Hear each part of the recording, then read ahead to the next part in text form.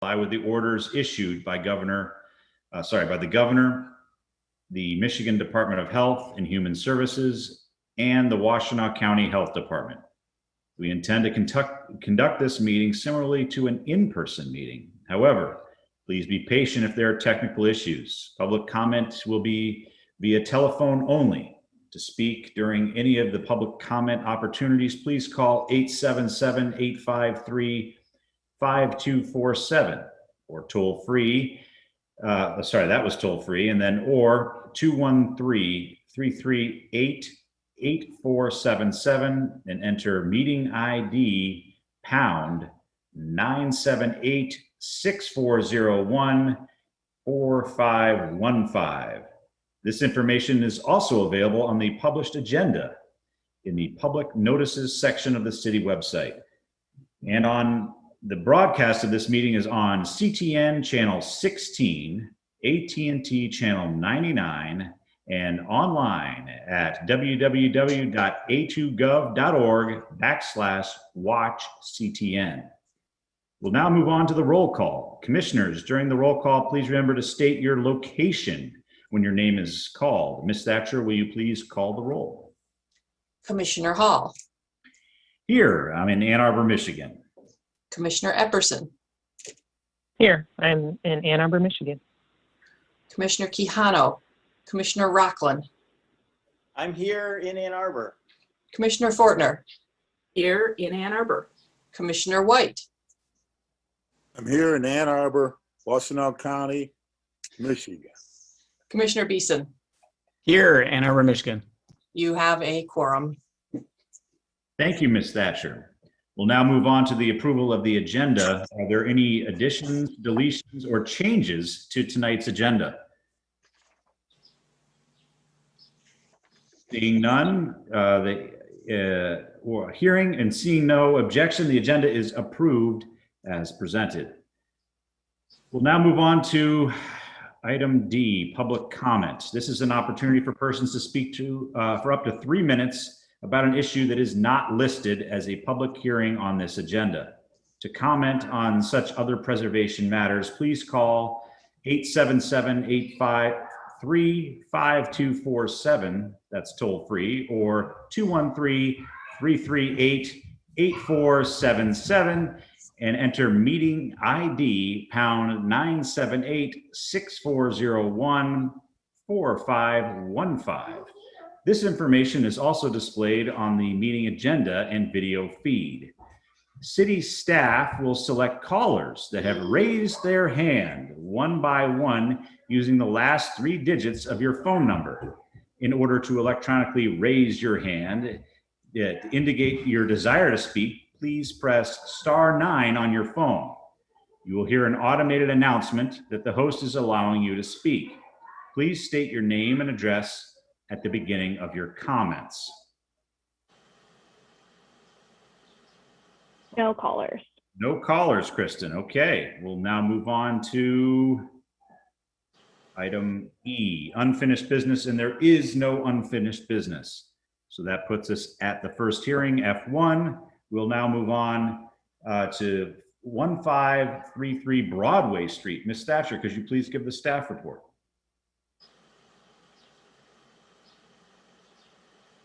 Certainly. Let me share my screen with you.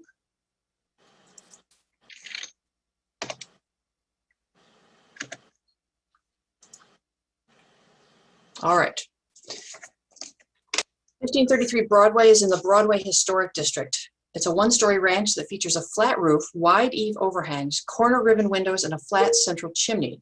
It was built in 1944 and first occupied by Gurdon Greenway, and it's an important early example of the modern style. In 2015, the HDC approved an addition to the rear of the home that replaced a dilapidated 3-season room, the replacement of some windows, and a new patio. It's on the west side of Broadway, south of Cedar Bend Drive. And the applicant is seeking HDC approval to construct a small addition on the rear northwest corner of the house to infill a space between the house wall and the new addition. Some of you recall this from 2015. This is just a gem of a little mid-century modern house, very early example, 1944. which is also the last year of the period of significance for the Broadway Historic District. It has a detached garage with a deck in between the house and garage. And this is the back of the house. The garage is here on the left, and the new addition is shown here with the picture windows along the back. This foundation is original to the house. There used to be a very shoddily constructed, plastic-walled, partially, three-season porch here that had fallen into extreme disrepair when the current owner acquired the property. This proposal is at the end of this addition that you see here to basically infill this corner. The corner would be inset 3 inches from this corner just to distinguish it. But note that there aren't any windows or any other really character defining features here. The roof line would follow the roof line, well, there'd be a little jog, but it would be the same depth of eave as the addition, which is shallower than the very deep eaves that you see over the main part of the house. Here is a site map. We've got the garage, the deck, the existing house. This portion is addition up here, new addition, and this is where the even newer addition is proposed. Slight inset at this corner, and it goes out 3 feet 4 inches from the face of this new work. There's an air conditioning unit there that would be shoved over to the side. This is the basement plan, concrete block foundation on concrete footings.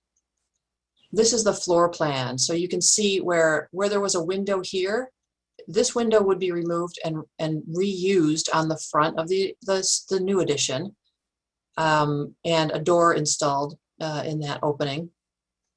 And then pretty simple, just a wall with siding here, windows across the front, and one corner window here. The side would just have siding. This is existing house over here. Here's the new addition, ties into the eave. Remember that this face is almost 3.5 feet farther out than this plane here. So there is a return up on the corner there. And again, that's another shot of the area where this would be located.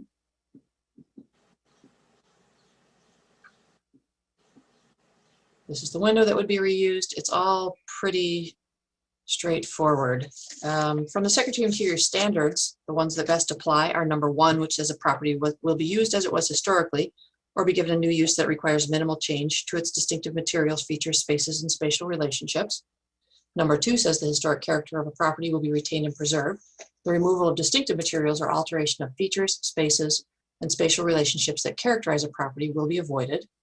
Number 5 says distinctive materials, features, finishes, and construction techniques, or examples of craftsmanship that characterize a property, will be preserved. Number 9 says new additions, exterior alterations, or related new construction shall not destroy historic materials that characterize the property. The new work shall be differentiated from the old and shall be compatible with the massing, size, scale, and architectural features to protect the historic integrity of the property and its environment. Finally, number 10 says that new additions and adjacent or related new construction will be undertaken in such a manner that if removed in the future, the essential form and integrity of the historic property will be unimpaired.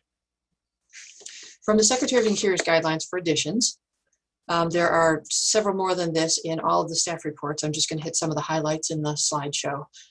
Recommended is constructing a new addition so that there's the least possible loss of historic materials, and so that character-defining features are not obscured, damaged, or destroyed. It's also recommended to locate the attached exterior addition at the rear or on an inconspicuous side of a historic building, and limiting its size and scale in relationship to the historic building. Also designing new additions in a manner that makes clear what is historic and what is new. From building site, it's recommended to identify, retain, and preserve buildings and their features, as well as features of the site that are important in defining its overall historic character. From the Ann Arbor Historic District Design Guidelines, it's appropriate to place new walls in a different plane from the historic structure in a subordinate position to the historic fabric. Also to design a new addition in a manner that makes clear what is historic and what is new. It is appropriate to place new walls in a different plane. I got that slide twice. It's not appropriate to design an addition that overpowers or dramatically alters the original building through size or height. let me jump back up here to the drawings and the pictures. You'll note that this existing concrete block wall on the first floor will remain. It's not like they're blowing out all of these interior walls except for this one opening, which will be enlarged into a doorway to get into this new separate room. The rear addition would add 10.5 feet by 9 feet 5 inches of additional space.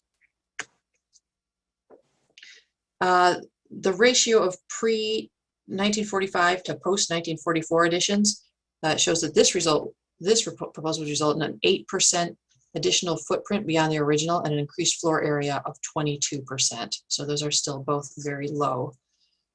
The work is clearly differentiated from the original house in materials and design and is compatible with the existing rear addition. Staff believes that the work is appropriate and meets the standards and guidelines. Thank you.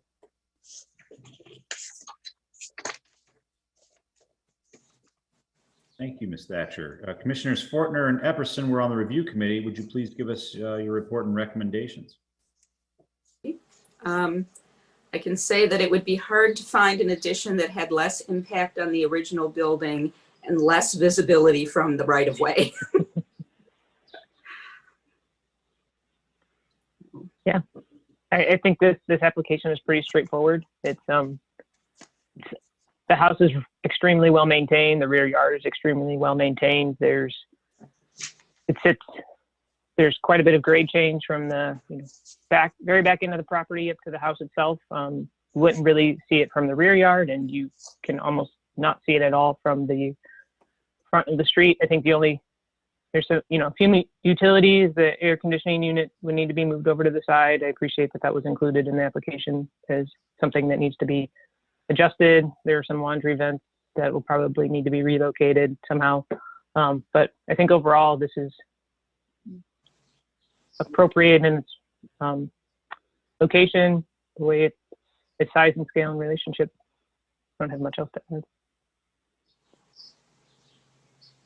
Thank you.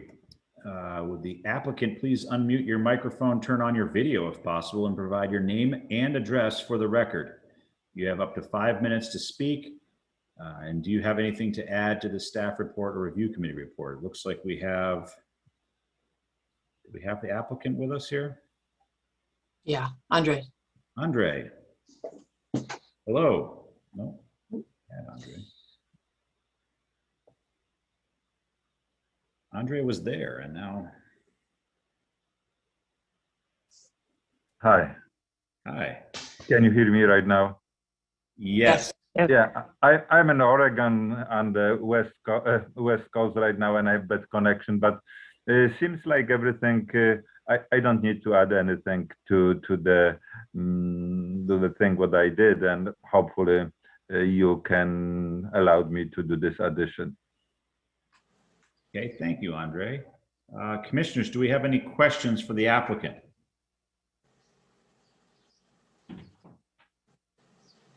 Seeing none, Commissioner Beeson, sorry about that. I missed you there. Go I ahead. might as well make one. Yes. So Jill, can you bring up what elevation is that? The north elevation?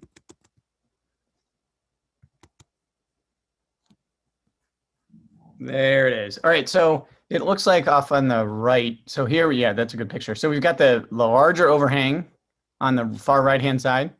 And then on the new addition, go back one picture or forward, backwards. I can't remember which. Yeah, there we go. Oh, yep, go back. Drawing. There. So it looks like the overhang on the right-hand side of the addition will not match the lineup on the existing building. That would certainly help differentiate it a little bit. But I'm curious to know if there was some other rhyme and reason on that one.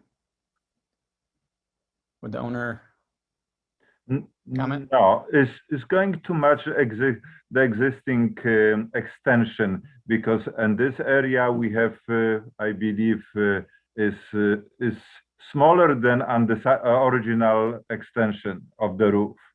So we're going to follow what we have in extension, which is in the kitchen right now. So it's going to be the same. Yes, you go back to one of the photos, I think, that rear corner. you can tell that the overhang on the addition is shorter It's shorter than than the original house. All and right. the reason why we make shorter is for better view in the kitchen.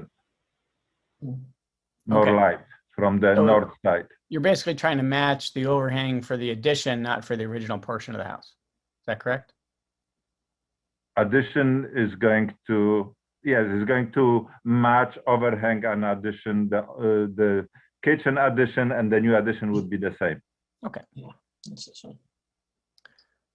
All right, and then my other question goes to the foundation plan. And is this on a crawl space? Yes, it is. All right, so it's not ventilated, so it's part of the thermal envelope? Yes, it's going to be, you can see the access on this building, on this drawing here. There will be access to the crawl space which we have in our basement right now. So you have a crawl space currently? Yes, in this area, it is crawl space. Okay. So I guess not part of the HTC purview, but I could certainly pass along a resource which would be really useful here for buildingscience.com on looking at how to manage crawl spaces, not just for moisture migration, but a lot of thermal comfort issues. Because I could see this causing a lot of very cold floors. So buildingscience.com, go check it out. Other than that, I'm good with questions. Thank you, Commissioner Beeson. Do we have any other commissioners with questions for the applicant? I am not seeing any, so I'd now like to open up the public hearing for this item. This is an opportunity for persons to speak for up to 3 minutes about the application at 1533 Broadway. And public comment is made by calling 877-853-5247 or 213-338-8477 and entering meeting ID pound 978-6401-4515. Kristen, do we have any callers? No callers have indicated. Okay, so no callers for this item. Commissioners, any additional questions? Seeing none. We'll now close the public hearing portion of this application. Would any commissioner like to make a motion on this application? Commissioner Rockland looks like he's ready. Here we go. Sure. I move that the commission issue a certificate of appropriateness for the application at 1533 Broadway Street, a contributing property in the Broadway Historic District, to construct an addition as proposed. The work is compatible in exterior design, arrangement, texture, material, and relationship to the rest of the building and the surrounding area, and meets the Secretary of the Interior's standard for rehabilitation and guidelines for rehabilitating historic buildings, in particular, standards 1, 2, 5, 9, and 10, and the guidelines for additions and building site, and the Ann Arbor Historic District design guidelines for additions. Support. That was moved by Commissioner Rockland and supported by Commissioner White. Is there any discussion on this motion? Commissioner Rockland. I think it's interesting to see a house like this, like it's a one-story home, at least the part that I'm seeing, and we don't often see additions, I feel like, to one-story homes with a flat roof and an overhang like this. So it's sort of unique. It's a fun project to see and to review. I think that there is something distinct about it in that we're not asking the addition to offset the roof in the same way we would ask a gabled roof, like typical gabled roof project where the new gable has to fit inside and lower that's like the typical way that we like to see it. In this case, I think it works, especially because there's the existing extension there, and by matching the fascia detail and the overhang of the existing addition, you do see a differentiation. And I'm really glad that the applicant is not matching the original overhang, or that would, I think, be much more difficult to assess whether or not it meets the standards. But in this case, given what we're seeing here, I do believe that it does meet the standards. Any other commissioners with discussion items on this motion? I would agree. It's almost refreshing to see a project like this. It's so, you know, different from what we usually review. So I'm not seeing any other, excuse me for that. I'm not seeing any other discussion items. Should we move to a vote? Yes. Great. All those in favor, please say yes. Yes. Yes. Yeah. All opposed, please say no. The motion carries. Your application has been approved. You will receive written notice from staff. Please note that you must apply for any required permits from the city before beginning work on your project. Thank you. Thank you, Andre. Yes. Thanks, Andres. Yes. We'll now move on to F2. This is at 5146 6th Street. Ms. Thatcher, would you please give the staff report?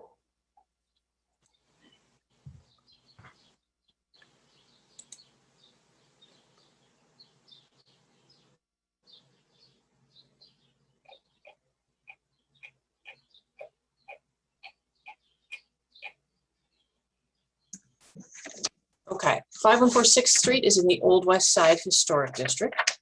It's a 1 3/4 story gable fronter that features 1/1 windows, a stone foundation, narrow wood lap siding, and a wood frieze board. The front porch was originally the width of the house, as seen on the 1948 sandboard in the application, and did not wrap around the corner. It's unknown whether the fancy porch brackets are from the period of significance. House first appears in Polk city directories in 1884. From 1894 until at least 1910, it was occupied by a Henning. It's on the west side of 6th Street, south of West Jefferson and north of West Madison. And the applicant is seeking HDC approval to construct a 197 square foot single story addition on the rear corner of the house, to change the roof line on an existing south side addition to better tie it into the new addition, add a covered porch to the rear of the house, add 2 pairs of 1/1 windows to an existing addition, replace a non-original door with a triple casement window on the rear, replace non-original kitchen windows with French doors on the rear, and raise and reconfigure the pitch of a shed dormer on the rear to make it match the original house. Also to remove a non-original screen porch that's attached to the rear of the house. So lots of items. This is a kind of a complicated house, so bear with me as we go through these drawings, but it'll make sense. So right now we've got this is the front porch that used to be the width of the house. At some point it was wrapped around. This is all new addition, a 2-story and then this other little 1-story gabled bit off the side. This is the north side, the driveway side of the house. You can see a little original porch back here, has a detached garage. And this is 2-story, also another addition, or actually I think just this is an addition up here. I think that this is an original part of the house. But this dormer was added at some point to make use of the upper story. You can see that on the back, there's currently an attached screen room that is proposed to be removed. Now we're on the back of the house. We were just standing over here off the corner. Now we're looking at the back. This all goes away. There's an original window here that's going to stay, that's proposed to stay. But these windows, you can see that these 3 casements here are all non-original. There's a door opening here with a non-original door. It's not clear whether that's an original opening or not. It's in a likely place for one to be. There's also this dormer up on top. This is the opposite side of the single window dormer that we just saw with non-original windows. So all of these windows have been removed and replaced. Then this is, I believe, a kitchen addition with a slider off of it. And here's that 2-story addition that I pointed out from the street side. So really the extent of the original house was this dormer, and it went down here somewhere. None of this 1-story part was here, and this would have been the line of the original rear addition, rear wing. All right, I had to turn this sideways so that we could fit it all on the screen and still read it. But we've got an existing garage. This is the existing residence. The proposed addition is back in the corner. Let me show you where. Right here. One story would fill this in. Interestingly, another rear corner of the house fill-in addition, just like the last one. There's a proposed porch across the back. It's a roofed porch, but not enclosed. And the removal of the screen porch. Those are the two biggest changes. On the left is the existing floor plan. We've got the kitchen, we've got a living room going out to the screen porch, and then this bedroom study that was added on at some point. You can see how now the back of the house is squared off by the addition of a pantry in line with this wall, because this is not an original wall of the house. A pantry here, and then a little, they call it a banquet in the back, a little eat-in space off the back corner. Obviously, this kitchen is reconfigured in some of these windows, but not super concerned about those since they're new openings and new windows. The door on the back becomes a picture window. The one original window that I pointed out stays in the powder room, and then there's a new pair of doors leading out into the backyard. Front of the house, there's a new pair of windows, 1/1 windows that would face the street and replace this one single window. I'll show you that in drawings in a minute. And then they've added a larger window on this side of this bedroom, which is not an original part of the house. All right, front of the house. Right now, we've got the single window goes to a double window. I think that's actually probably more appropriate because there are no paired windows that are original on this house, and I think that's a great way to distinguish them. See that now the side-facing lower gable becomes a shed roof, and that's to allow it to tie in to the new addition on the back. Here is the current gable bump out on the side addition. Here's the new addition on the back. It's tied in to that new sloped roof instead of the gable, and it's tied in to this existing sloping roof right here, and it has a new roof covering a porch off the back. It's kind of complicated, but it works if you look at it long enough. This must be the south side of the house. This is the best way to see how that gable becomes a shed. Oh, up here, I didn't point out on the back. See how this is the existing angle of this dormer, which is very awkward. They want to raise the ridge, but increase the slope. See it here? So that it matches these other roof slopes and just ties in without looking like it was just sort of stuck up there. And we've got some new windows on that dormer once it gets a new roof put on.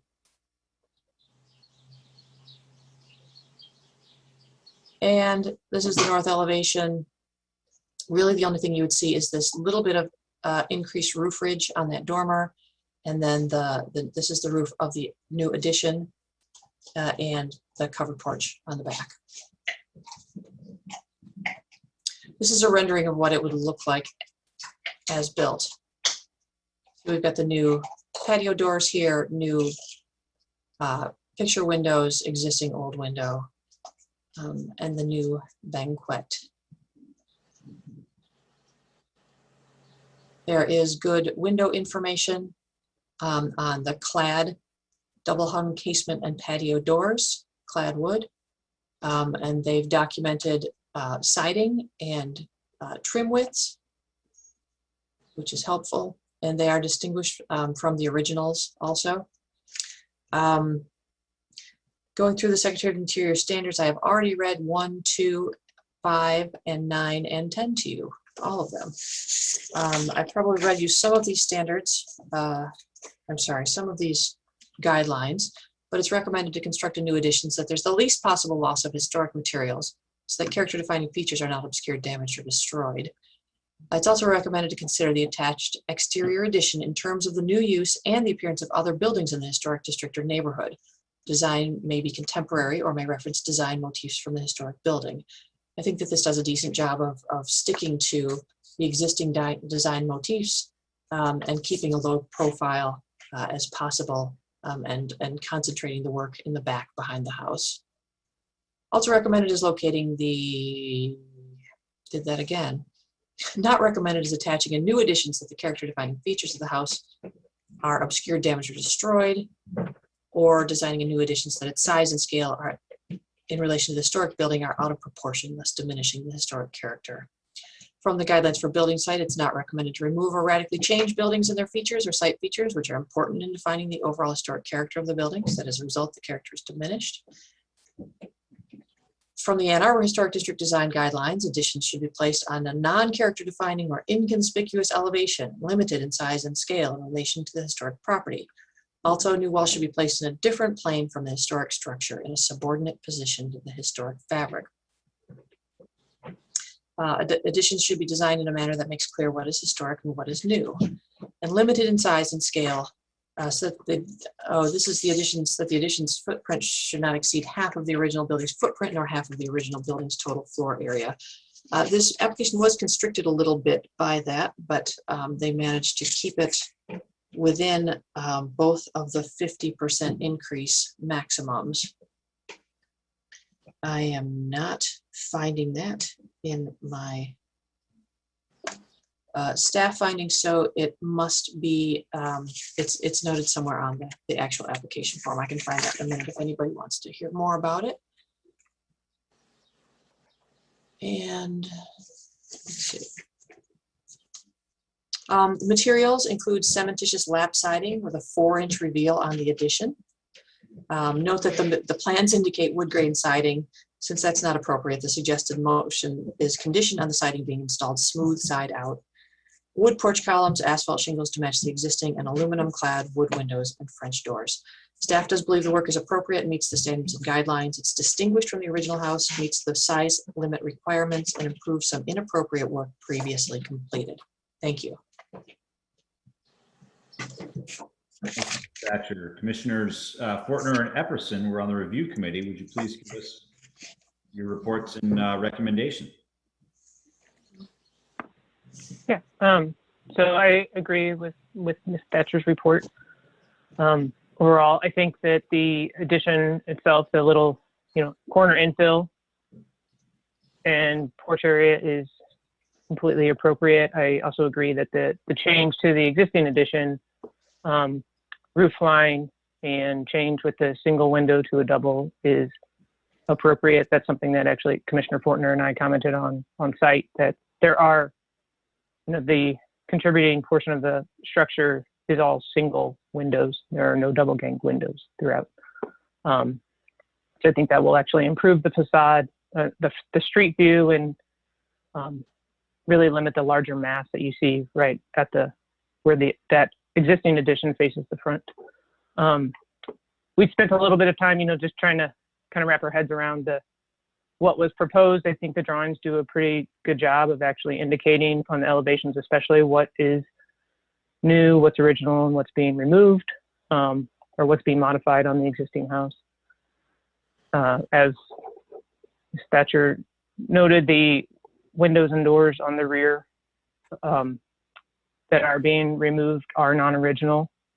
For the most part, anything that is being replaced is going within an existing opening. I think there are some that are being enlarged, but they're in the back, so I think they're appropriately placed for this addition. What else? I will say the adjacent house to the north, that addition sets back further than this house, or the house actually extends a little bit further back in the yard. So I think by the removal of that gazebo, it'll actually kind of free up the yard space a little bit. But overall, I think this is appropriate as presented. Yeah, I can just reiterate that it has very little impact on the existing structure. It will not be visible from the right of way, and additionally, improves some of the odder characteristics of the earlier additions. Great, thank you, commissioners. Would the applicant please unmute your microphone, turn on your video if possible, and provide your name and address for the record? We got Stephen here. Yeah, I'm the sort of the design lead on this project, so I'm kind of representing the clients for our discussion here today. So yeah, I mean, obviously, I'm glad to hear that that the committee members who had gone out to site to see it for themselves, you know, could sort of appreciate what a kind of complicated assembly exists on this house to begin with, and sort of tying in some of the existing structures to some of the previous additions was a little bit of a challenge. And I realized that there are probably a lot of trim details and some other sort of elements of the house that I think we're going to have to be really careful about, sort of distinguishing between the existing and the new. But I don't think that's going to be too difficult to follow. There have already been some additions done to this house, and so sort of those additions were done with details that were distinguishable from the original structure, even if they were done in ways that were a little peculiar in some cases. But I don't think that it's going to be difficult for us to find details that look appropriate for the house and were from the original, from the existing additions to carry out through the new construction. Thank you, Stephen. Do we have any questions, other questions for the applicant? Commissioner Rockland. Hi, I have a question about the front facade, and I agree with what's been said already, that the change from the single window to the double window, it's a really nice way to distinguish. And I just am curious about that window, because there's an existing double window on the existing addition that's a second story. Right. And it looks like it's the kind of historic double window where you'd see a trim piece in the middle. And I'm curious, are you proposing two windows mulled together, or a double window, like a modern style double window, or will they be separated and with a trim piece so that they kind of correspond to the existing double window? I was sort of originally thinking of it as just as a factory mold window, but there's no reason that we couldn't put a structural mullion or the appearance of a structural mullion in between. That would be fine. I think either way would work. It doesn't. I don't have strong feelings about it one way or another. Okay. I mean, I suppose it's a design thing. It's your choice. I was curious. I just couldn't see on the elevation. To me, there's like an existing thing there, so maybe match the existing thing. So there's not like three different things. There's just two things. I hadn't actually. Let me take a look and see. I mean, you may be right. Maybe there is. So if that's the case, then you're right. I think in the end we are going to separate it because they're sort of above and below one another. I think it'll look really nice. Yeah, no, I agree. I think that is how we'll ultimately do it.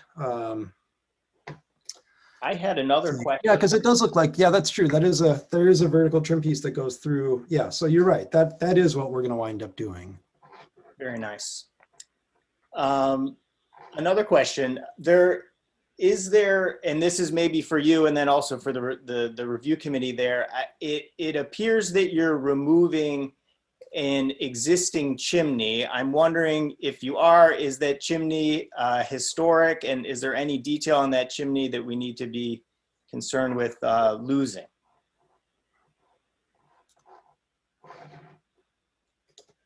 If Commissioner Epperson and Fortner didn't notice it, then maybe that means it wasn't so prevalent, but I thought I saw something in a photo, and it looks like on the plans there was a removal. Yeah. Trying to see if I can find it here somewhere. Yeah, so I see that it's not on the drawings, that you didn't.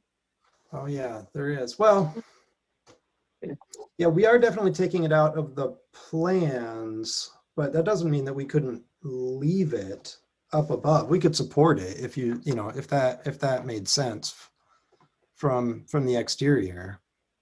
Mhm. Let me take a look at the plans here, make sure that isn't presented. It's like a pretty modern chimney. Yeah, if we can, can you zoom in? Is that asking too much? Let's see. I might be able to share my screen and show you what. Oh yeah, it doesn't look particularly original, does that?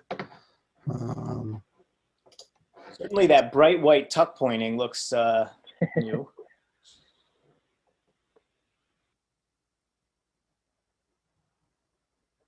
Can't see it there. You can see it from that side. But Yeah, you can see. pretty Do far you want me back. to share? I think I can probably have a better resolution. Oh yeah, okay, never mind. Yeah, it's not going to let you share, Stephen. No, I see that. It's. Yeah. I thought it had when it seemed like it doesn't matter.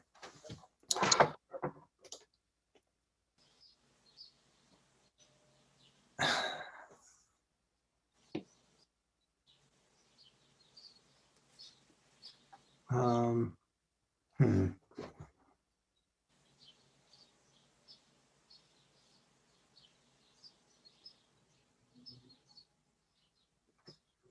I'm not sure. I couldn't say personally whether that was original or not. Yeah, we did not look at it on site. I didn't even catch in the plans that it wasn't part of it, and it wasn't falling within the exterior that we were looking around. So I don't have any field report to offer on that. I guess my take on it is that it's probably the location of it is probably historic, but it's Right. really hard to say if there's anything character defining about it. It doesn't seem to have much character. Let's just put it that way. I mean, it has possibly some historic integrity, but I don't think that it's a character defining feature necessarily of the house. But I just think it needs to be talked about if we're removing something right from the historic portion.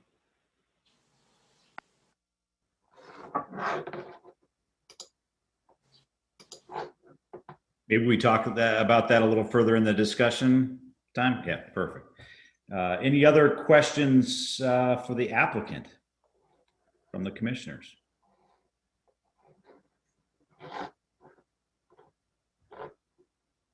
Commissioner Beeson, are you raising your hand or are you, okay, no, okay.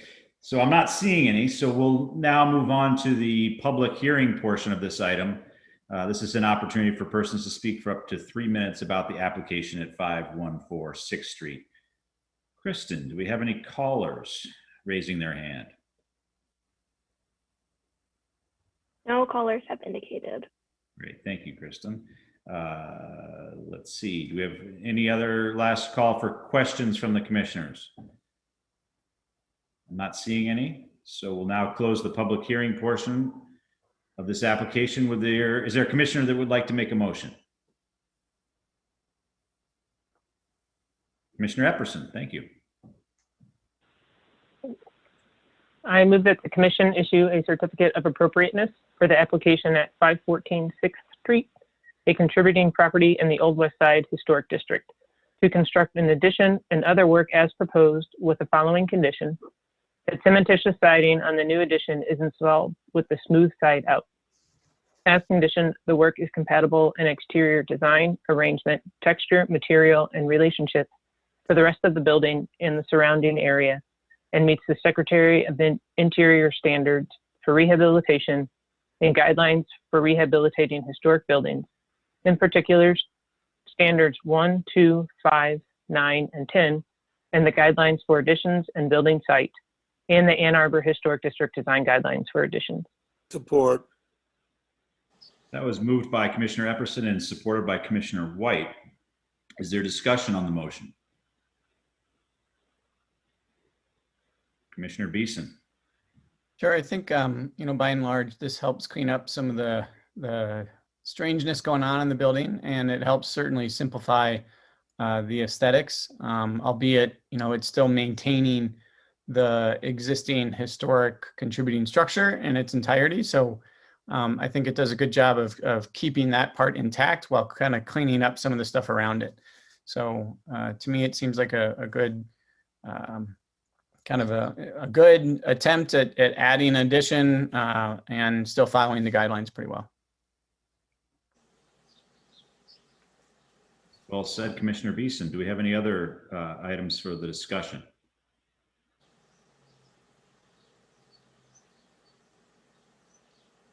We could discuss the chimney because I think that is a little bit unresolved and the applicant was probably curious if we want to weigh in on that.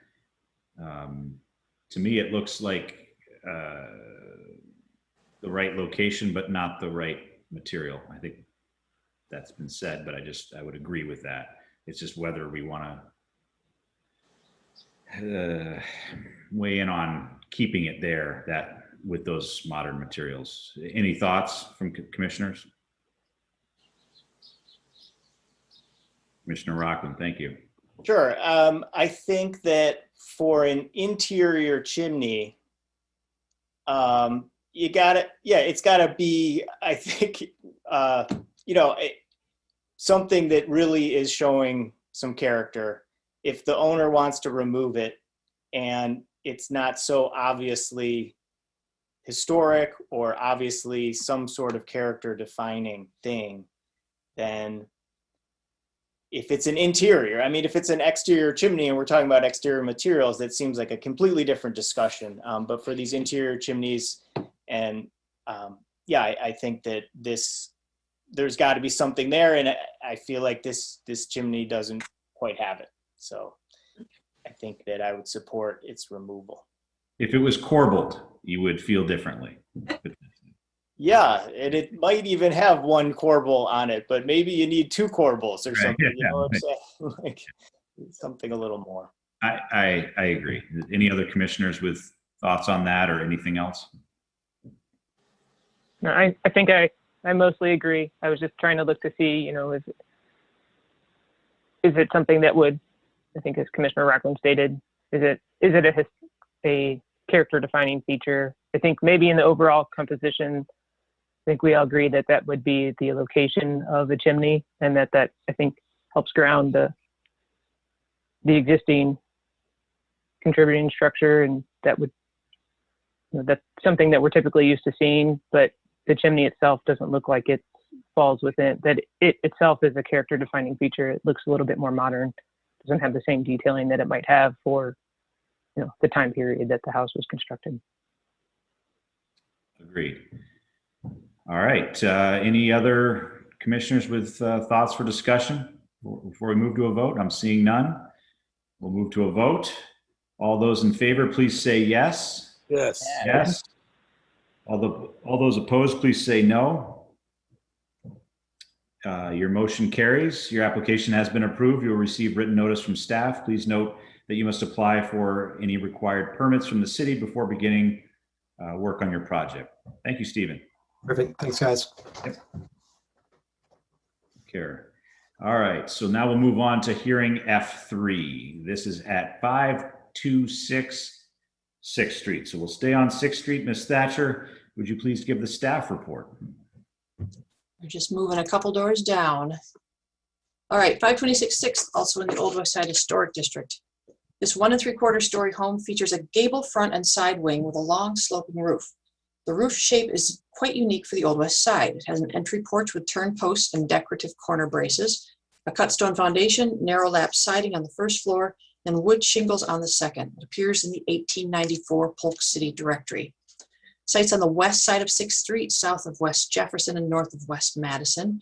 And the applicant seeks HDC approval to install a gas meter on the, I think I have this wrong in the write-up. I say on the east side of elevation, 3 feet from the front corner of the house, but I believe this one is on the front of the house.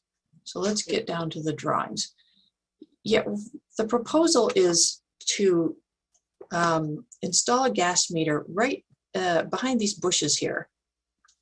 There's already some existing equipment. You can see it here. And there it is. This is a the bracket, the manifold that would hold the meter. Hang on just a second. Yeah, this one's on the front of the house. There's an existing valve and regulator. One of those is the flat disc thing that you may be familiar with. You can't really see it in this picture. And it's already there, so they would like to replace it in the same place, move it from the inside of the basement to this same place because that equipment is already there. Right now, you can't see this from the street at all because there's a series of bushes there. We don't usually count bushes as permanent obstructions because they can come and go, but while they exist right now, they're doing an excellent job of hiding this. There's what it looks like behind the bushes currently. There was both a post example and a bracket example in the packet. It doesn't indicate which one, though it looks like if they could just use this existing bracket, which seems to be mounted to the house already, and I don't think that a post would be necessary here if they could reuse the one that's here. I do want to quickly go over an email that you guys received forwarded from Mia. I asked some questions to DTE that I know that you're going to run into while you're reviewing these, so I just put them up here on the screen and I'm going to go through them quickly.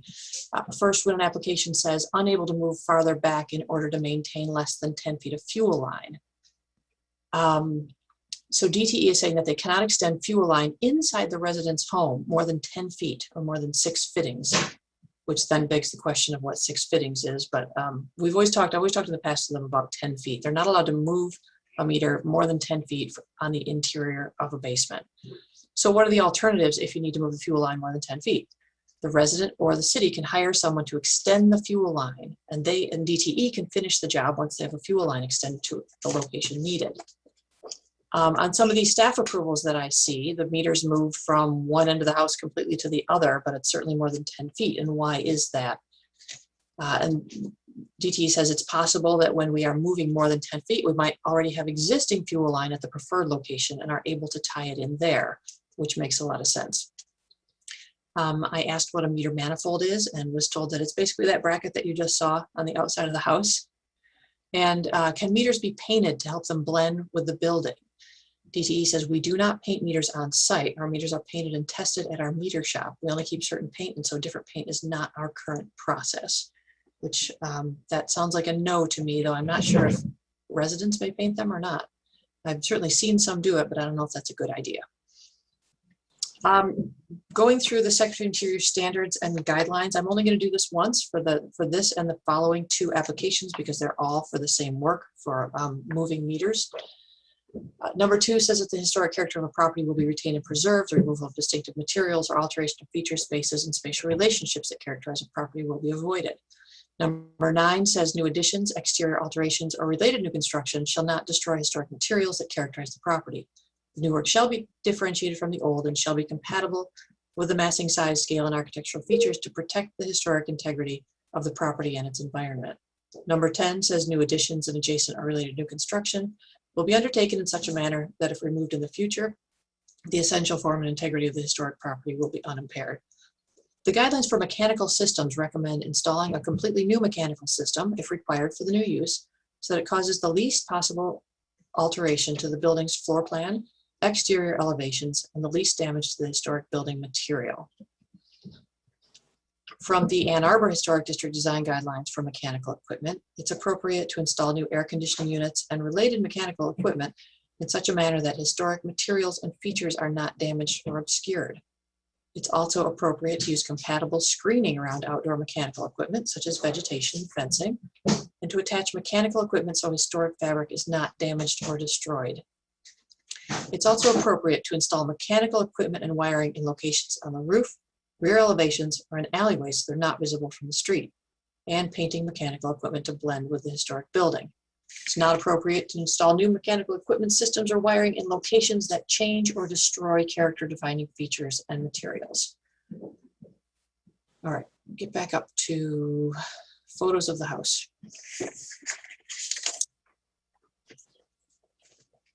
So the meter work is assumed to be necessary. DTE has provided letters from the state saying you've got to get these meters out of these basements and put them on the outsides of the houses. The good news is that the post-mounted meters don't destroy any historic materials. Obviously, a gas line has to enter the house somewhere, but really there's something that's just standing alone next to the house. So the commission has to weigh this proposal against the standards and guidelines. Questions to consider are, does the work cause the least possible alteration to the building's floor plan, the exterior elevations, and the least damage to the historic building material? Also, does it damage, destroy, or obscure historic materials or features? Also, is there visual screening by vegetation or fencing? This is an example where I think that since the equipment is already there, and really all they, I'm sure that there's more to it than this, but from my perspective, they add the meter, which looks like this, and they're good to go. No more holes through the foundation, and they're basically using existing equipment there. Also, I like that the landscape is obscuring it.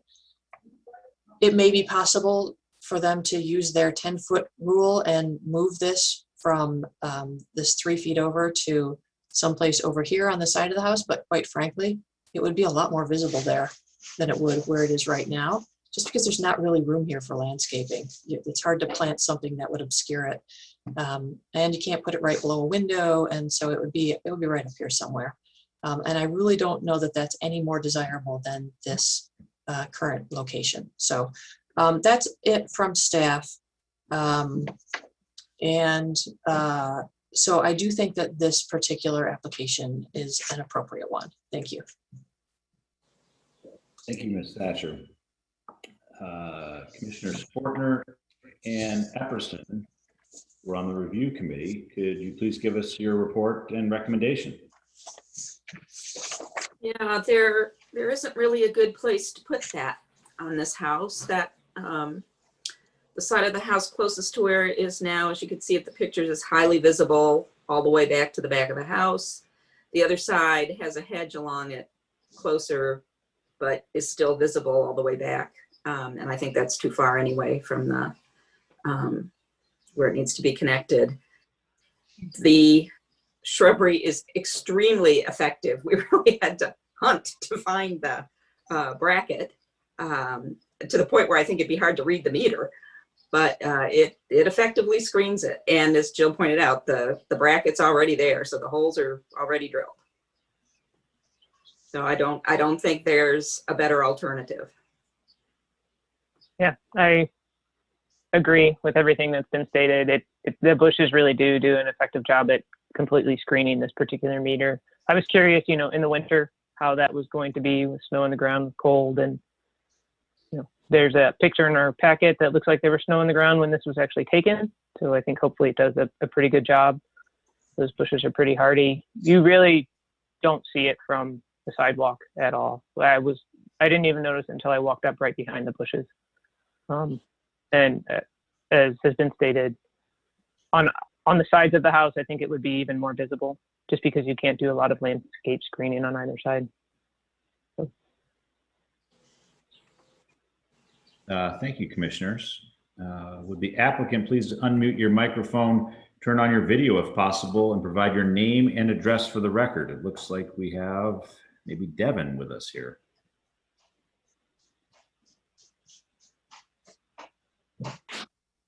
Oh yeah, this is Devin with Corby Energy Services. I met with your members on Monday night and we reviewed it.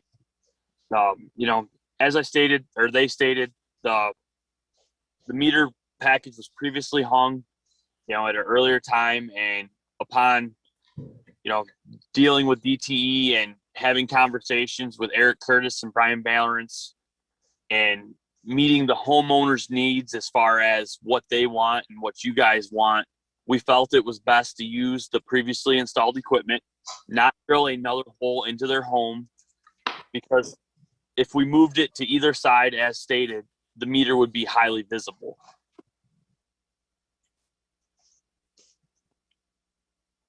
Great. Thank you, Devin. Anything else to add? Any from the staff report or the review commission report?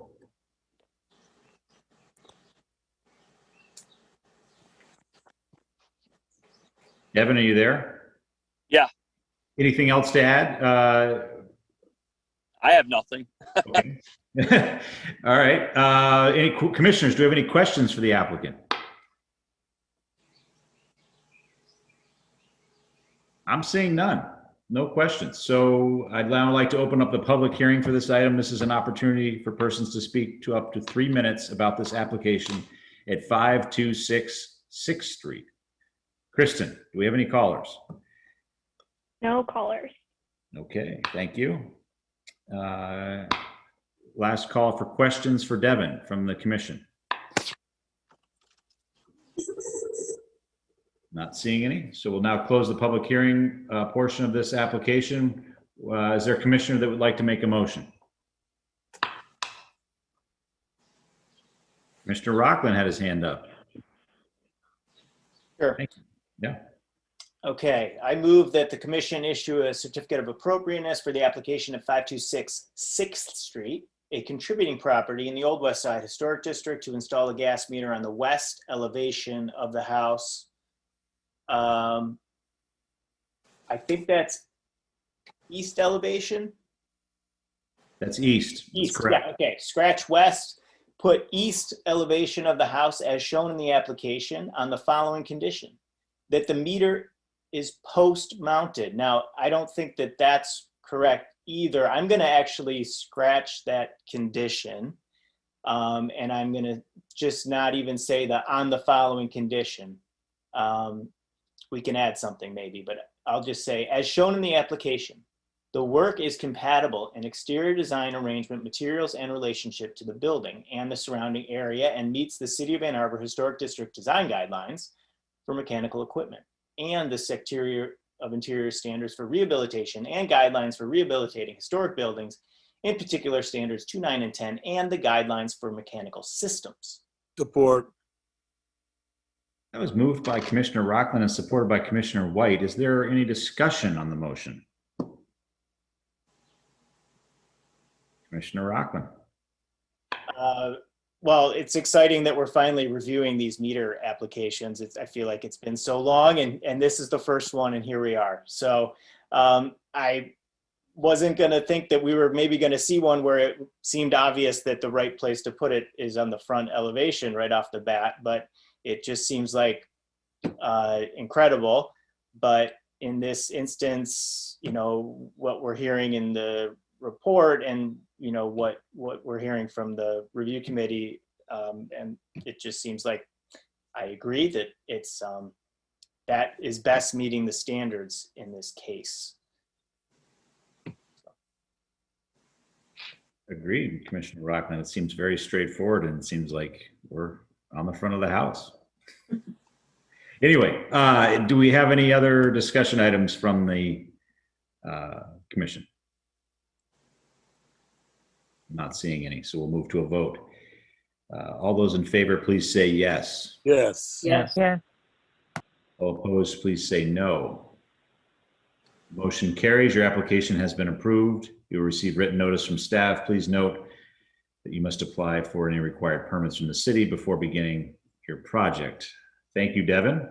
Evan, can I just interject one thing? Was it clear how it needs to be mounted? Because I scratched the post-mounted thing in the motion. But, we never circled back, and Sorry. it sounds like we didn't want it post-mounted. But in the application, does it say how they want to mount it, or do they just give us both options? Or do we not care? Or is Well, it the too late? bracket's already there. Yeah, Yeah, so we would like them to bracket mount it. yeah. If they want to take the bracket off and post mount it, great. But since Either there's one. already a Okay. bracket, All right. We yeah. don't care. Very Yeah. good. Okay. Thanks. Thank you for that. And thank you, Devin. I feel like we'll see you again here shortly. Now move on to hearing F4. This is at 1034 West Liberty Street. Ms. Thatcher, could you give the staff report? All righty. Next up 1034 West Liberty, again in the Old West Side Historic District.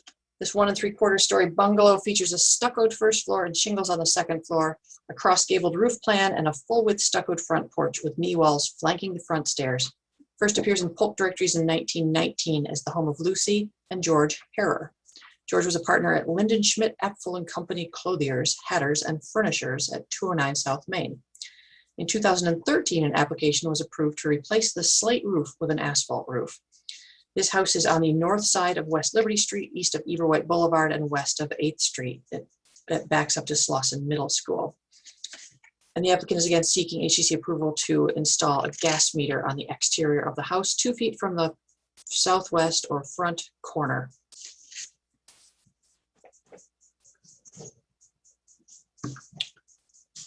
All right, this is the general location where the meter is proposed to be relocated to. You can see that it's a stucco house. Unfortunately, this guy's standing right in front of what I think is an existing bracket similar to the last one. I'm gonna have to rely on the review committee to comment on that. 2 feet from the front corner. Yeah, existing valve and regulator are there. These are photos provided by DTE. Yeah, that must be the valve and regulator. I think. Looks like somebody painted it. Which I think That's correct. perhaps helps a lot. We've got our same 2 examples here. I'm not going to go through the standards and guidelines again because they're all exactly the same as the previous application. Let me see if I've got anything special about this house.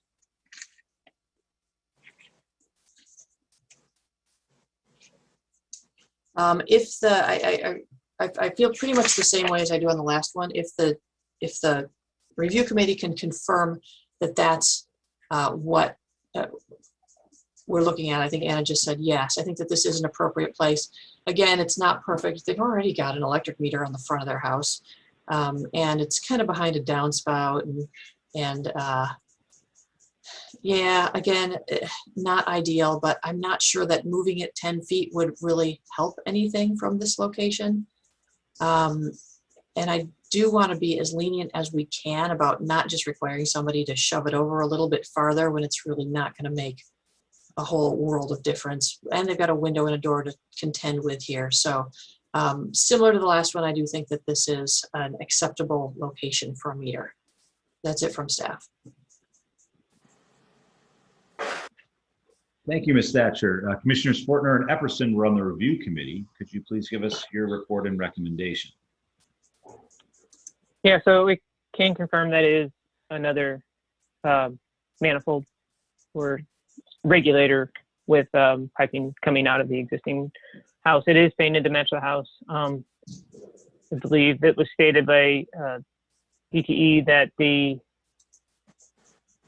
I think there's a preference to actually mount this meter on the front face between just underneath the electric meter, and that they would like to paint the meter to match the house just like the electric meter. So they did also confirm that the meters can be painted. It would just be except for where it's red, where the readings need to take place. And then they also said that I think the mounting itself, it was up to the homeowner whether it's bracket or post mounted. I think especially for this instance, it would be preferential for it to be a post mounted.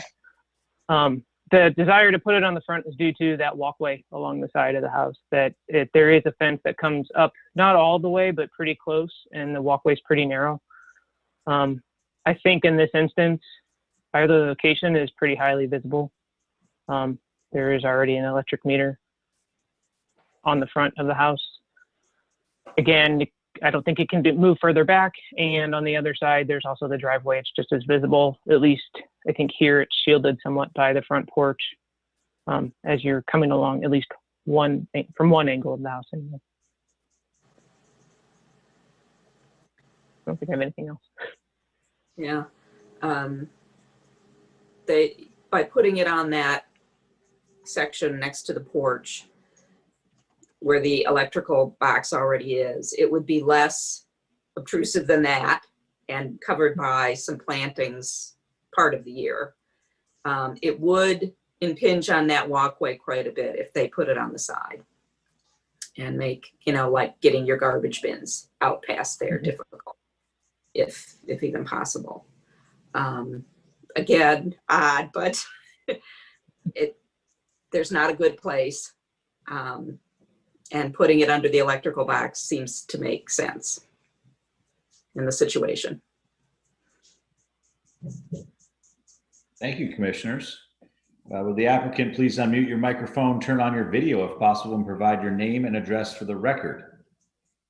Looks like we have Devin here joining us again. Oh yes, can you please unmute Mr. Brian Valorant? He is the supervisor of the DT project. I believe he would have something to say about this process. Okay. I don't see Brian on the list. There are several people that aren't identified by name, so I don't know which one. Brian, if you're there, would you raise your hand, please? Star 9. Hey, there he is. Yeah, there he is. Oops.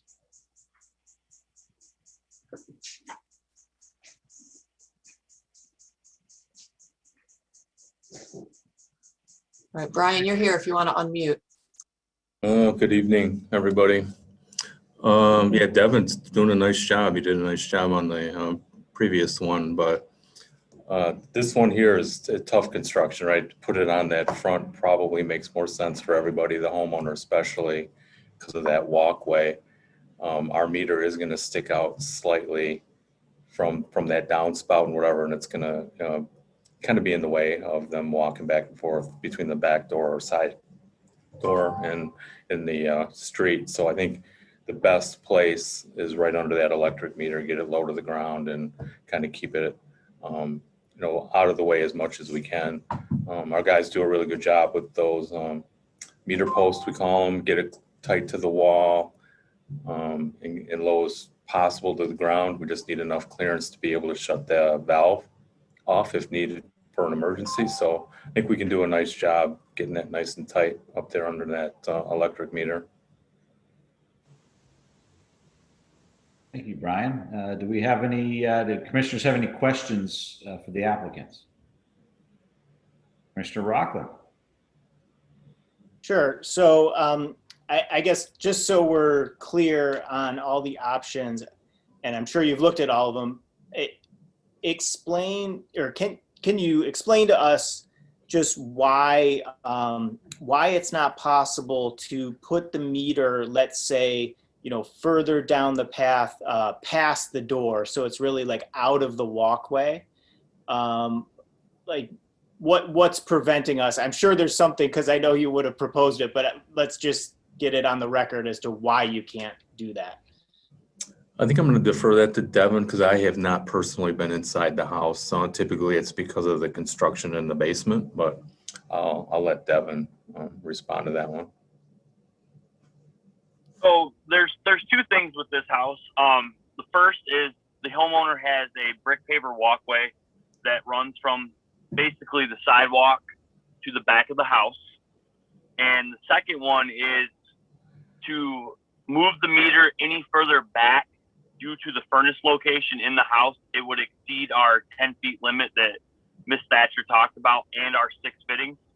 Just due to the furnace placement and the fuel line runs, we would have to run an extensive amount of fuel line to catch a tie-in point.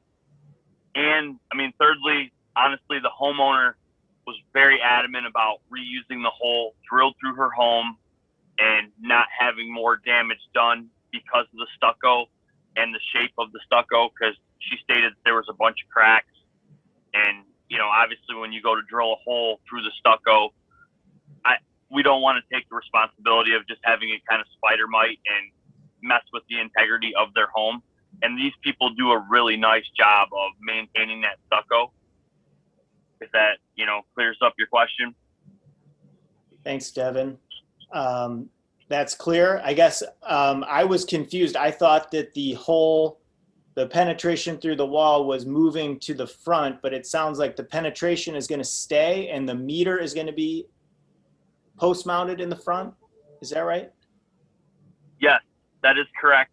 There's currently a pipe that goes through the wall So what we're going to do is we're going to basically turn the 90 that's on the valve and regulator that Anna mentioned so that it faces the front of the house. And we're going to run a piece of pipe between the stucco and the downspout and just kind of run a little bit of exterior pipe so we get the meter on the front of the house and the homeowner has their walkway and there's no drilling into the home. Thanks for that explanation. Misstatcher.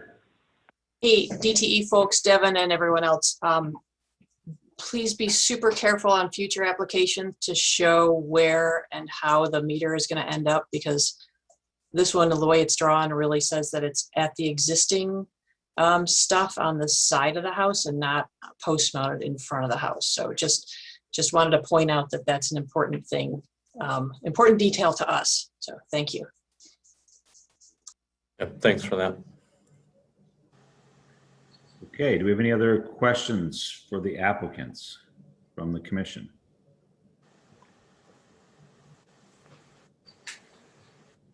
I'm not seeing any. We'll now close we'll open up the public hearing for this item. This is an opportunity for persons to speak for up to 3 minutes about the application at 1034 West Liberty Street. Check in with Kristen. Kristen, do we have any callers? No callers. Thank you. So last chance for questions from the commissioners to the applicants. Not seeing any, so we will now close the public hearing portion of this application. Is there a commissioner that would like to make a motion? Commissioner Fortner. Okay, although I want to verify that what we're really proposing is the south elevation. Is that, I got that right? If that was under the electrical box, would that be the right way to? Yeah, that is the south under the electrical box. Yeah. I move that the commission issue a certificate of appropriateness for the application at 1034 West Liberty Street, a contributing property in the Old West Side Historic District, to install a gas meter on the south elevation of the house under the electrical box, on the following condition: that the meter be post-mounted. The work is conditioned as compatible in exterior design, arrangement, materials, and relationship to the building and the surrounding area, and meets the City of Ann Arbor Historic District guidelines, design guidelines for mechanical equipment, and the Secretary of the Interior standards for rehabilitation and guidelines for rehabilitating historic buildings, in particular standards 2, 9, and 10, and the guidelines for mechanical systems. Support. That was moved by Commissioner Fortner and supported by Commissioner White. Do we have any discussion on the motion?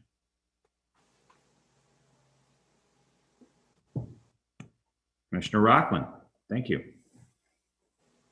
This is a tricky one, but I think maybe the application was a little unclear, but the explanation presented tonight was very clear, and it's tricky. There's a lot of things to assess here, and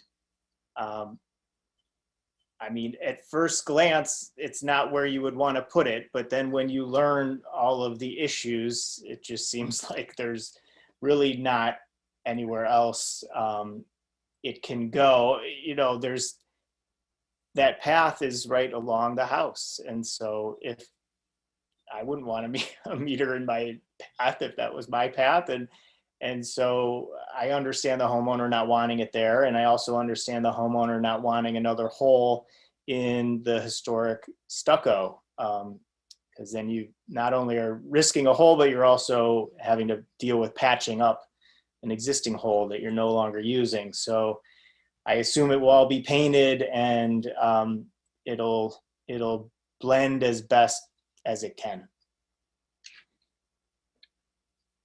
Well put, Commissioner Rockland. It's another hole in the stucco is risky business.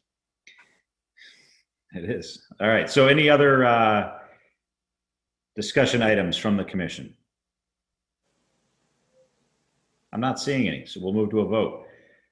All those in favor, please say yes. Yes. Yes. All opposed, please say no. The motion carries. Your application has been approved. You will receive written notice from staff. Please note that you must apply for any required permits from the city before beginning work on your project. Thank you, Brian and Devin. We'll now move on to hearing F5. This is at 1048 West Liberty Street. Misstatcher, could you give the staff report? Sure, 1 second.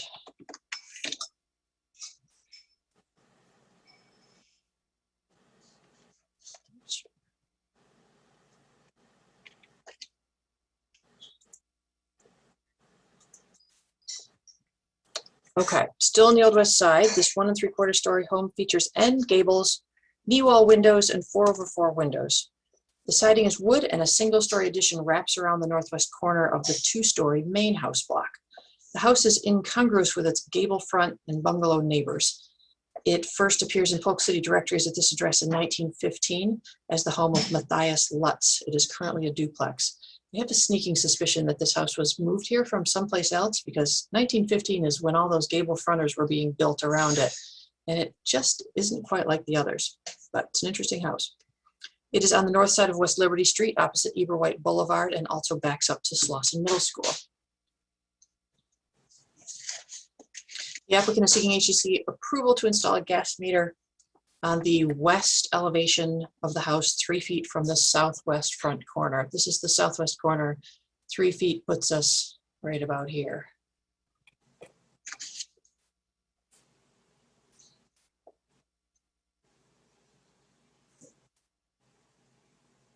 All right, existing meter is inside the basement.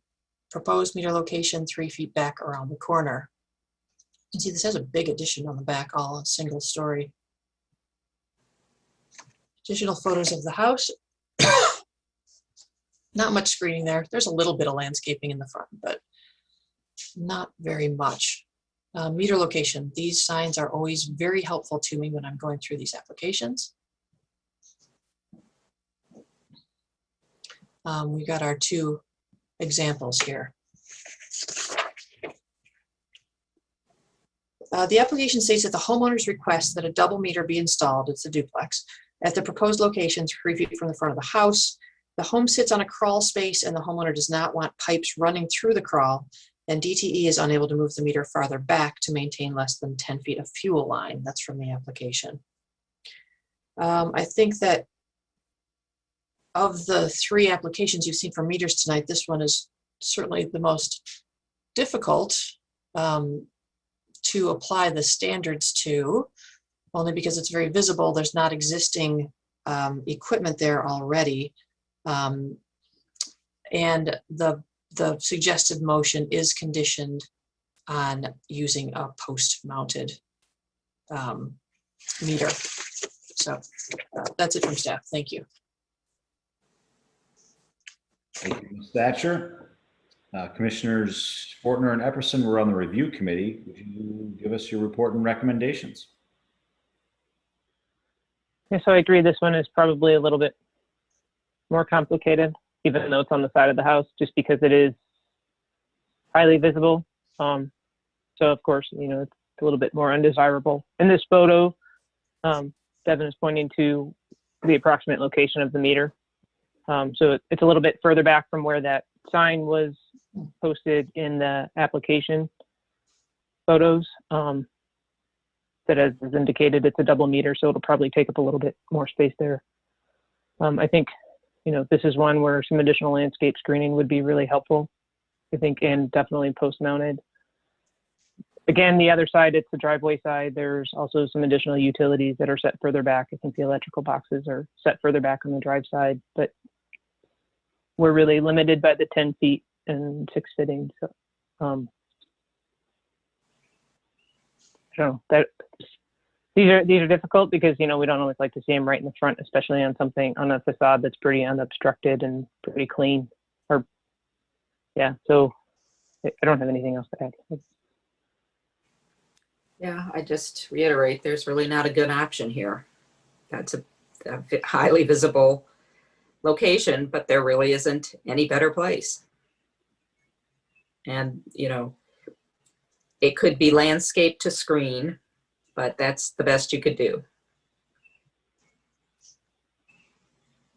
Thank you, commissioners. Will the applicant please unmute your microphone, turn on your video if possible, and provide your name and address for the record? So we'll have. I'm Brian Valorns. I'm the General Manager of the Gas Renewal Program at DTE Energy. My address is 14270 Schaefer Highway, Detroit, Michigan.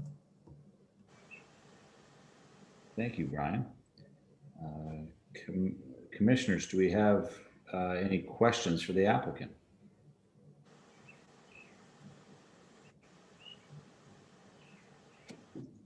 I'm not seeing everyone here. Hold on.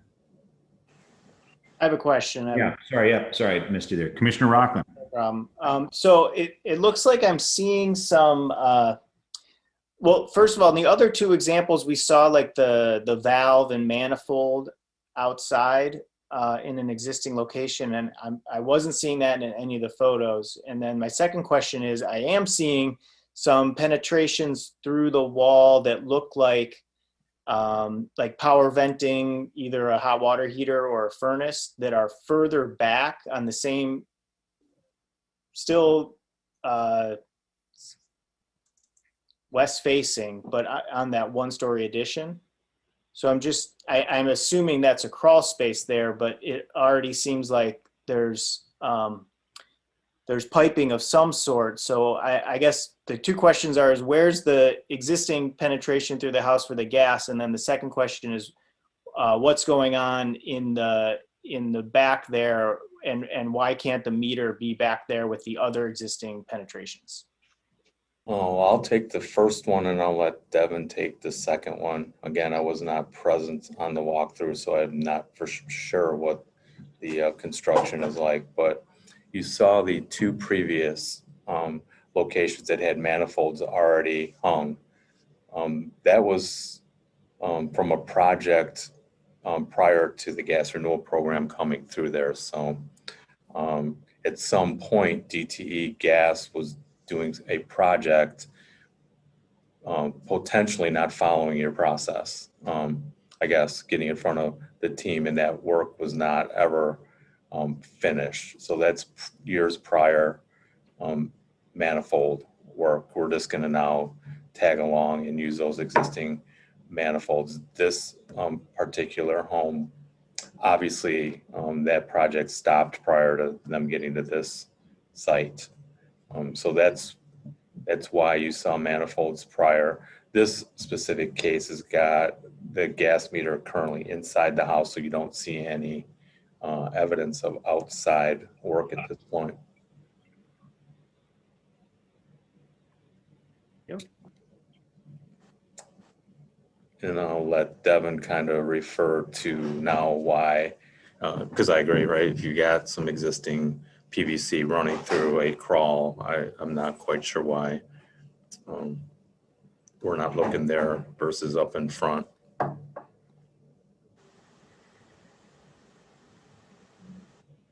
Yeah, to piggyback off of what Brian's saying, currently the existing gas service comes in through the front of the home, underneath the far, if you're looking at the home, it'd be the far left front window. I guess if you're sitting on the sidewalk. Where the yellow square is. So as it comes through the wall, there is a double meter manifold. Where the PVC pipes are on the far back of the addition is a crawl space. And to enter the crawl space, you kind of see the 7-foot mark on the drawing that's presented. There's a heat duct that goes underneath there. So in order for us to get inside the crawl space, you would literally have to take apart the heat duct. And it's probably maybe 16 inches from the floor to the bottom of the floor joists. You'd have to shimmy in. But if you look at the number there, it says 11 feet. The furnace is kind of centrally located into the first floor. And all the utilities are in that first floor. So we would exceed our 10-foot rule, and we would have to take apart the homeowner's existing heat system to get into the crawl space. And at that point, the homeowner and myself were not real keen on taking apart a heating system to get in there when, you know, there was really other options, so to speak.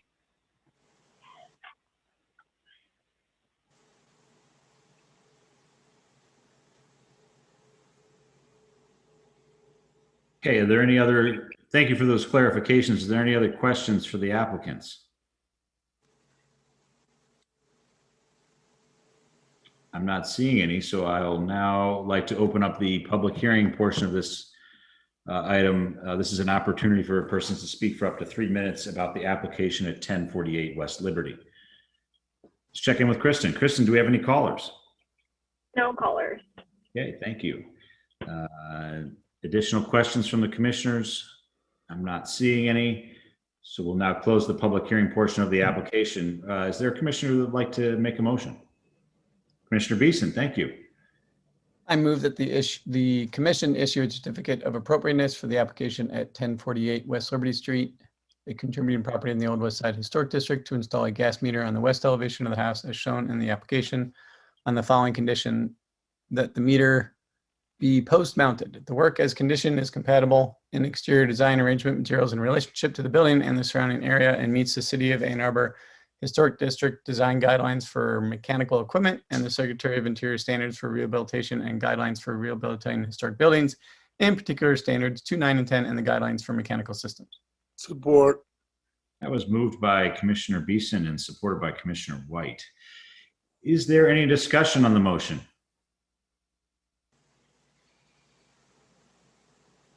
I'm not seeing any. Oh, sorry. Commissioner Rockland is raising his hand. I was just waiting a second, to see if someone else had anything to say, but Please. I think that, I mean, again, Devin really is giving us a lot of good information here, so that we can kind of decide in real time, I guess, what's going on. Because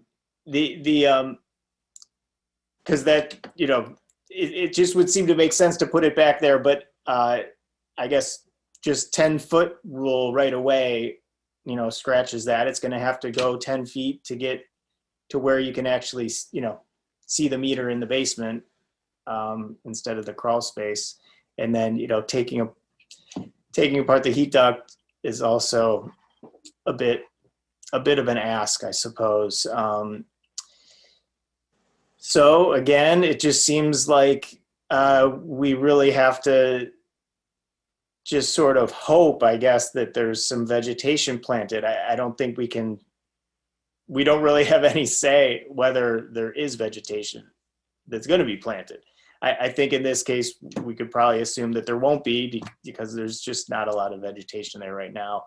But I don't see where else we can put it here, just based on the layout of the basement. So. I'm not seeing it. I don't see what the other option really is after hearing Devin's thorough explanation. Yeah. Any other comments for discussion? We'll move to a vote. All those in favor, please say yes. Yes. Yes. Yeah. All opposed, please say no. Motion carries. Your application has been approved. You will receive written notice from staff. Please note that you must apply for any required permits from the city before beginning work on your project. Again, thanks, Devin and Brian. Thank you, guys. All right. Thank you, guys. So now Commissioner we're gonna- Hall. Yes, Commissioner White. Yes, we have the staff report. The staff report needs to be F5. What we have on our thing is F4 for legal purposes. Thank you for that clarification, Commissioner White. So we're going to move on now to the 310 South Ashley Street. This is a staff-initiated request for a determination by the commission. As such, there is no applicant, though the property owner or anyone else may speak during the public hearing. So this is unique. Ms. Thatcher, could you give the staff report?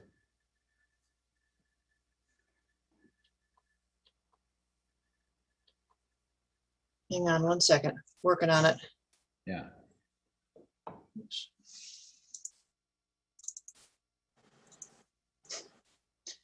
This is what happens when I try to multitask. Commissioner Rockland, did you have something to add there? Sorry. No, okay, sorry. I just saw a hand gesture. Okay, the Second Ward Public Building was built in 1901 as a polling place and meeting hall for the city's predominantly German Second Ward. It is brick with stone sills and lintels. On the front elevation, there are 3-person doors, 2 with transoms on the first floor and a triple window on the second. Carved in stone near the top is Second Ward Public Building. After decades as a storage building, it was purchased by the Hathaway family in 1969 and is once again used as a gathering space. Site's located on the west side of South Ashley, south of West Liberty, and north of West William. Staff is requesting that the Historic District Commission make a determination on work that was completed without a certificate of appropriateness. If the HDC finds that the work does not qualify for a certificate of appropriateness, staff requests that in lieu of an order to restore or modify the work, the HDC requires the property owner and contractor to communicate a plan and timeline to complete the work. This is a kind of a unique situation because there is a civil lawsuit ongoing between the property owner of 310 South Ashley and the property owner of 312 South Ashley next door. I don't know the details. I don't care about the details. Right now, I just want them to get through it on their own time. But we do need to address some work that was done without a certificate of appropriateness. So this chimney is on the roof of 310 South Ashley, Hathaway's Hideaway. This is what it looked like in 2018. You can see that it has sort of 2 walls, a wooden one and Well, a, are you sharing your screen right now? Sorry to. I am, you can't see that? Well, we Yeah. cannot see anything. We're just seeing them. Well, that's not very exciting. Let me try it again. Oh, now you can probably see my mom. That's not it. Really? I mean, you had it up there. It was. Yeah, go back. Is it there? There, It's your PowerPoint. there. And it goes all the way back to the beginning. That's all right.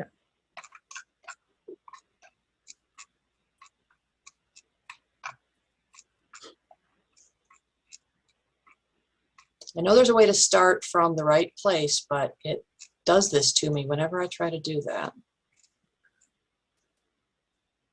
All right, back to 310 South Ashley. There it is. All right, so this is 2018 when we had a brick chimney, obviously lots of remortaring over the tops of the joints, and it's built into the wall of 312 South Ashley. This over here is the slightly taller building to the south. This is another shot from May of 2020, just about a year ago, almost a year ago, that shows a little more of the chimney because the neighboring roof structure is being taken off for work that was approved by the HDC, I think in 2019, where they were going to replace a doghouse with a larger room on the ceiling, on the roof, but they also needed to obviously replace the whole roof. And then here's another view. It's not crooked. If you'll notice, the whole photo is a little bit crooked. This is a better view. This is taken from the slightly lower part behind 310 South Ashley. And you can see that that upper layer has already been removed from the building next door. So this is what's there now. The brick chimney was removed. There were a couple of different iterations of different kinds of chimneys that didn't meet code, that the builders on 312 South Ashley worked with the building inspectors and the building official and came up with this that met code. It's still not really been allowed. It hasn't been approved because it hasn't been through the HDC. But that's what was built because 310 South Ashley needed it to vent things, and they couldn't just take it off. And the 312 construction workers took the chimney out without any permission from 310's owner, who is joining us here tonight as our the owner and the construction manager of the new work next door. So Back in December, I had to send a letter out to both parties saying, there's no certificate of appropriateness. Here's what you need to do. You need to come into the HDC. They need to decide if the work was appropriate or not. If it wasn't, you're going to have to restore the chimney to what was there previously, to the best of everyone's abilities, given that the previous chimney was destroyed. So where we are now is, it's been a few months since December, and I need to keep this chimney moving. So I need a determination. The application wasn't made by this property owner. I think probably because there's a civil suit going on. I don't know for sure. Again, I'm just trying to keep this moving.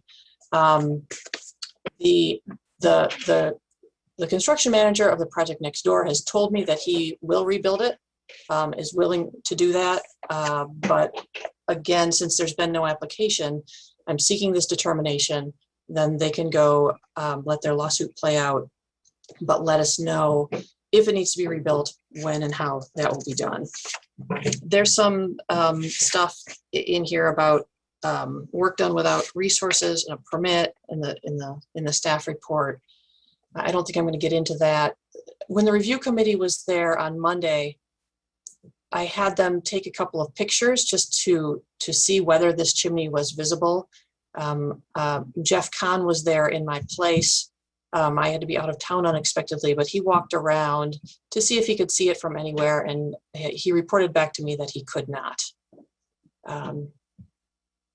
You can see that, you know, there's construction activity going on next door with the new storefront that's going on, and you can see some new windows upstairs there. The Secretary of Interior standards that best apply are number 2, which says the historic character of a property will be retained and preserved. The removal of distinctive materials or alteration of feature spaces and spatial relationships that characterize a property will be avoided. Number 5 says distinctive materials, features, finishes, and construction techniques or examples of craftsmanship that characterize a property will be preserved. 6 says the deteriorated historic features will be repaired rather than replaced. For the severity of deterioration requires replacement of a distinctive feature, the new feature will match the old in design, color, texture, and where possible, materials. Replacement of missing features will be substantiated by documentary and physical evidence. And number 9 says new additions, exterior alterations, or related new construction shall not destroy historic materials that characterize the property. The new work shall be differentiated from the old and shall be compatible with the massing, size, scale, and architectural features to protect the historic integrity of the property and its environment. From the Ann Arbor Historic District Design Guidelines for roofs, it's appropriate to retain and maintain original historic roofing materials, roof shape, dormers, cupolas, chimneys, and built-in or decorative gutters and downspouts. It's recommended to identify, retain, and preserve roofs and their functional and decorative features that are important in defining the overall historic character of the building. This includes the roof shape, cupolas, cresting, chimneys, weather vanes, and materials such as slate, wood, clay, tile, metal, as well as size, color, and patterning. From the Ann Arbor Historic District Design Guidelines, it's appropriate to retain and maintain original historic roofing materials, roof shape, dormers, cupolas, chimneys, and built-in or decorative gutters and downspouts. It's also appropriate to design and construct a new feature when the historic feature is completely missing, such as a chimney or cupola, with an accurate restoration using historical, pictorial, and physical documentation. Also appropriate for roofs is removing or altering historic roof features such as chimneys, dormers, cupolas, lightning rods, built-in or decorative gutters. I just had a couple more comments here. The bricks on the former chimney appear to be mostly common brick that matches the rest of the building. You can see some yellowish replacement brick near the top, and some of the other bricks are too coated with mortar to be able to identify their color. It's not an example of fine workmanship. There's nothing ornate or decorative about it, and it's not visible from a public right-of-way, but it is certainly old and very likely from the period of significance pre-1945, and even more likely that it's much older than that. So staff is requesting that the HDC make a decision on whether the replacement of the brick chimney with a metal one is appropriate. There are 2 possible motions suggested that you can use or not as you see fit. The first finds that the replacement chimney is appropriate. If that motion fails, a second motion is required. This is how we typically do this. The second motion confirms that the chimney does not qualify for a certificate of appropriateness and that it will need to be replaced. It also requires that a remediation plan and timeline be submitted by the property owner for reconstructing the chimney.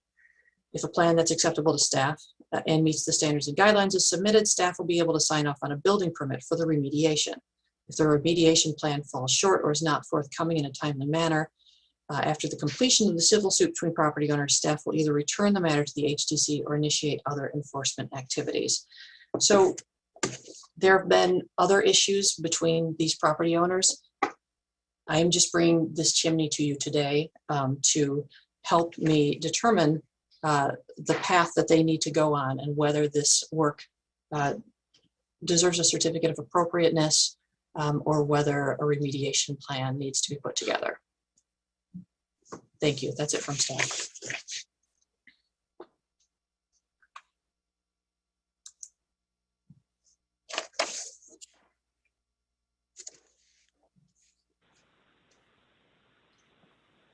You're Evan, on mute, Evan. Muted. Apologize. Commissioners Fortner and Epperson were on the review committee. Would you please give us your report and recommendation? We actually did not go by this site.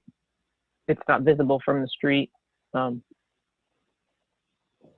Okay, and Commissioner Fortner is saying something, I'm not hearing that either. So. Yeah, I'm sorry, I was on mute. Yeah, I was just saying we couldn't review it because it's not visible unless you get on the roof. Thank you. So, let's see, commissioners, do we have any questions for staff or the review committee?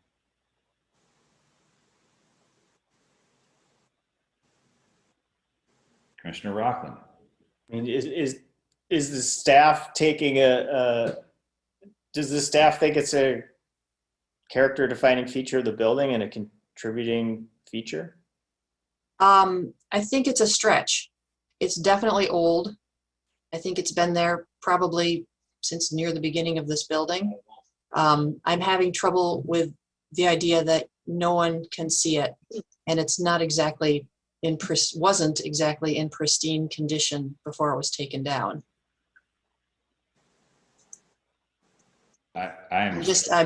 It's tough when somebody knocks something down without asking. Mm-hmm.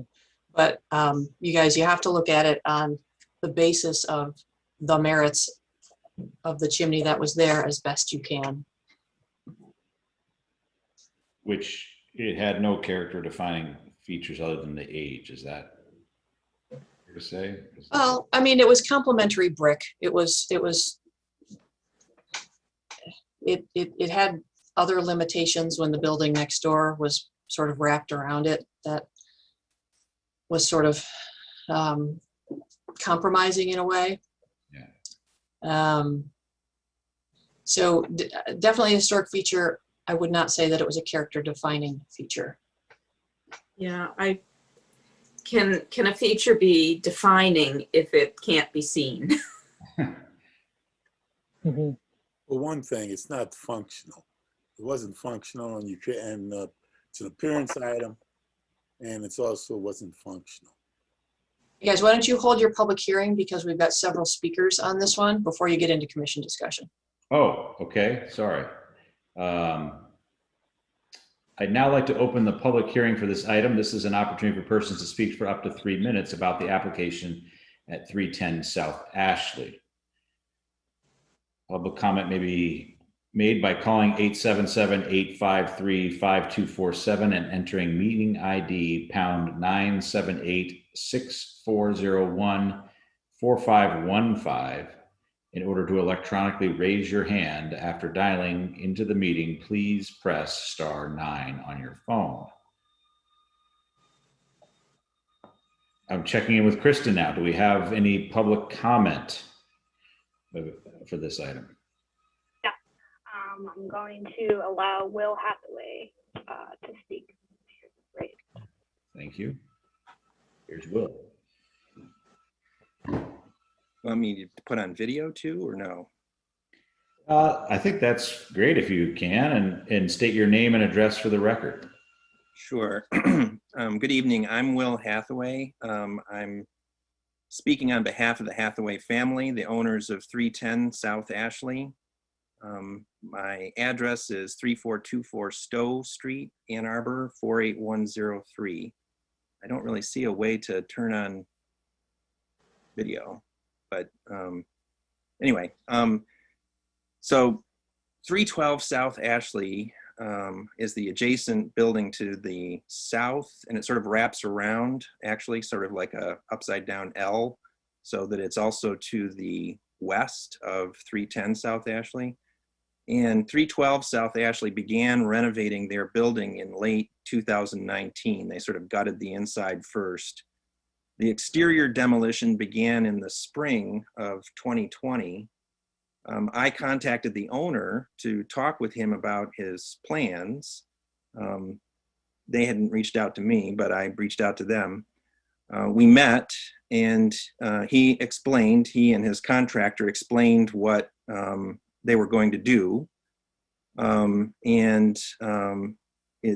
all seemed like, fine. It was going to impact our building because the adjacent buildings, the roofs had sort of over time been sort of attached to each other. I don't know what the technical term is, but there's sort of a roofing material that had sort of swept up from the roof of our roof and attached to the side of their building, which was on their property, adjacent to us, with this kind of piece of metal. I don't know, the building materials that were used, 150 years ago, obviously they had different methods. But when you see the photo of our chimney before the construction, the demolition occurred, it's not wrapped around by their wall, but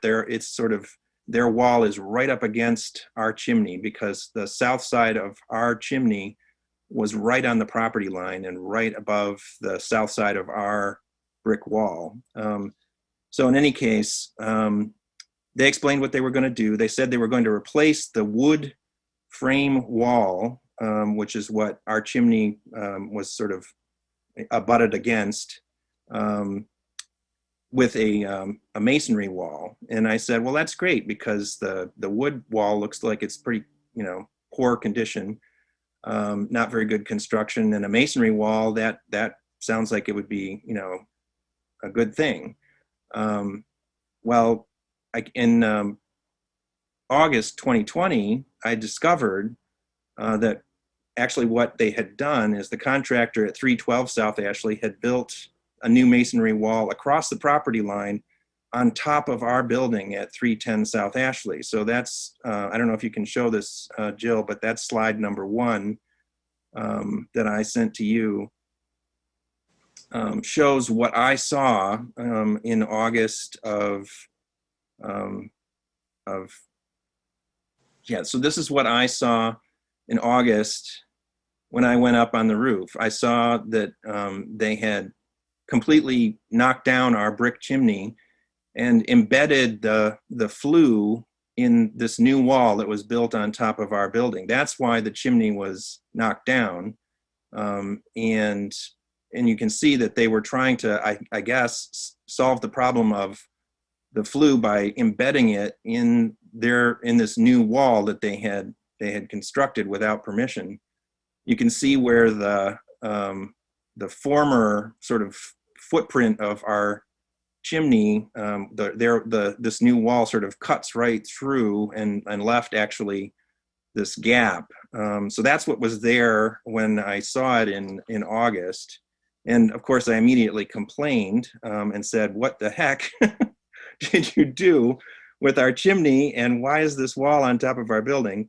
Now I understand that the HDC is not considering the encroachments by 312 South Ashley, and you don't want to get involved in this legal dispute.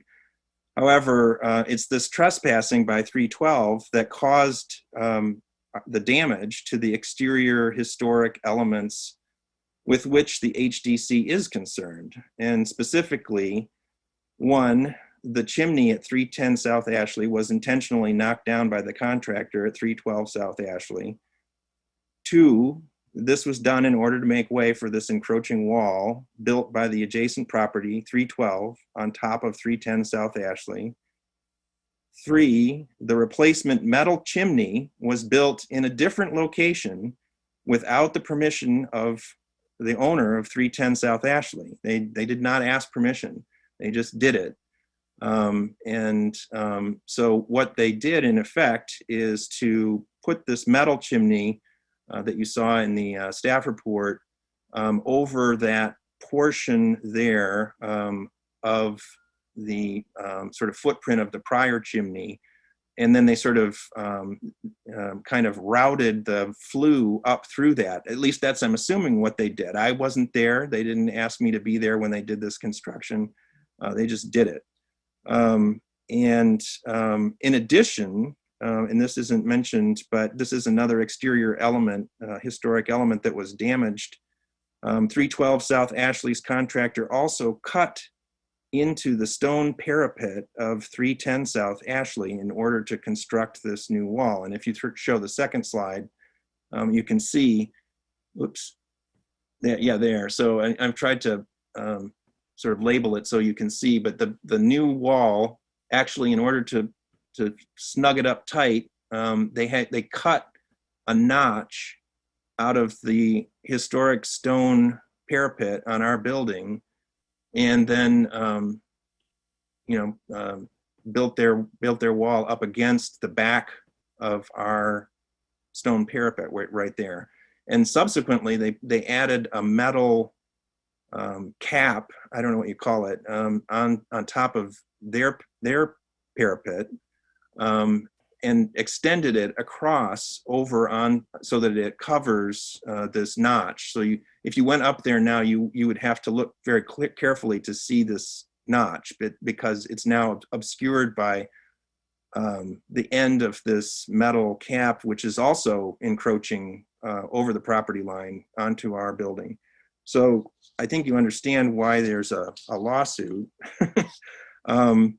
One of the communications recently from 312's contractor's owner's lawyer was to promise to rebuild our chimney under the following conditions: that the chimney is constructed in its original location prior to August 2020. So I think you can understand that in order to do that, they would have to remove a portion of this wall in order to put it where it used to be, and that they would use the original materials. Supposedly, the contractor for 312 has asserted that he still retains the bricks from our building, which it sort of boggles my mind that you would knock someone else's chimney down and then take their bricks.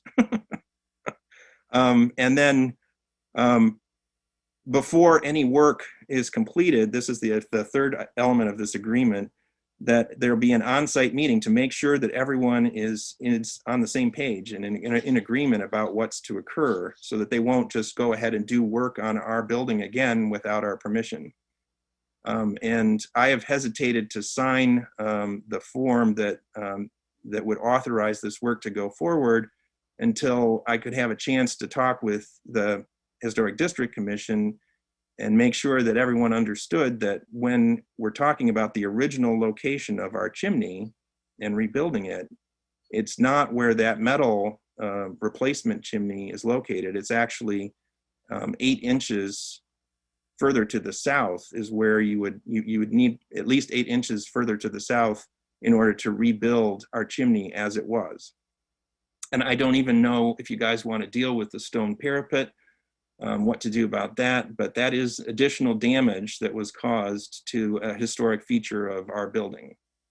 And I'd just like to say also, the chimney was functional. It was actually serving as the flue for our furnace. And at one point, the 312 South Ashley had completely sealed it off. So that picture that I showed before, where our flue was sticking out of the top of the wall, they actually removed that cap and then sealed the wall. So they sealed our flue inside this new masonry wall And at no point did they communicate with us about this. So I suppose we might have run our furnace if I hadn't been going up to check on this and, asphyxiated everyone in our building. Now, that's obviously not a Historic District Commission issue, but that's representative of the situation that we've been dealing with.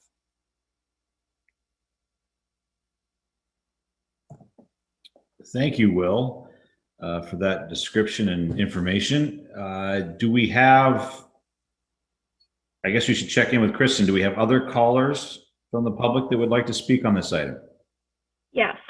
Caller showing as KBG, allowing you to speak.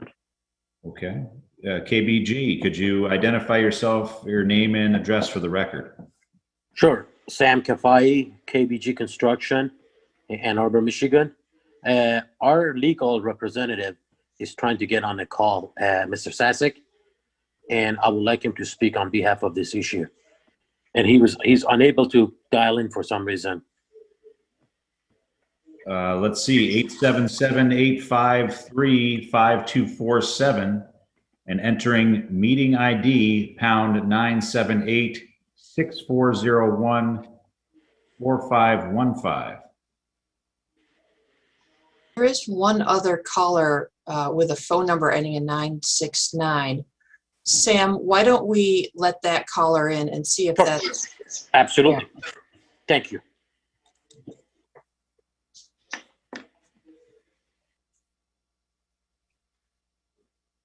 All right, caller ending in 969, be allowed to speak.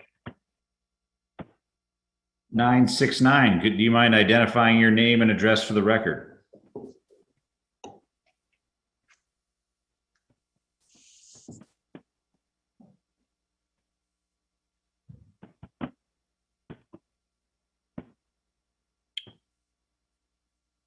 Tell him to unmute. Yeah, muted. Yep, current caller 969. Would you mind unmuting? *6 to unmute.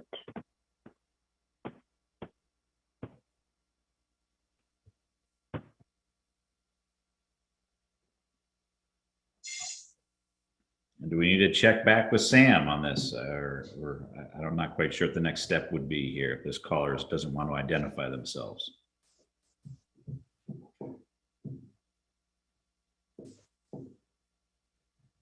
Do you have any other callers? There are no other callers. Caller ending in 969, if you wish to speak to the HDC about this, please press *6 to unmute your phone.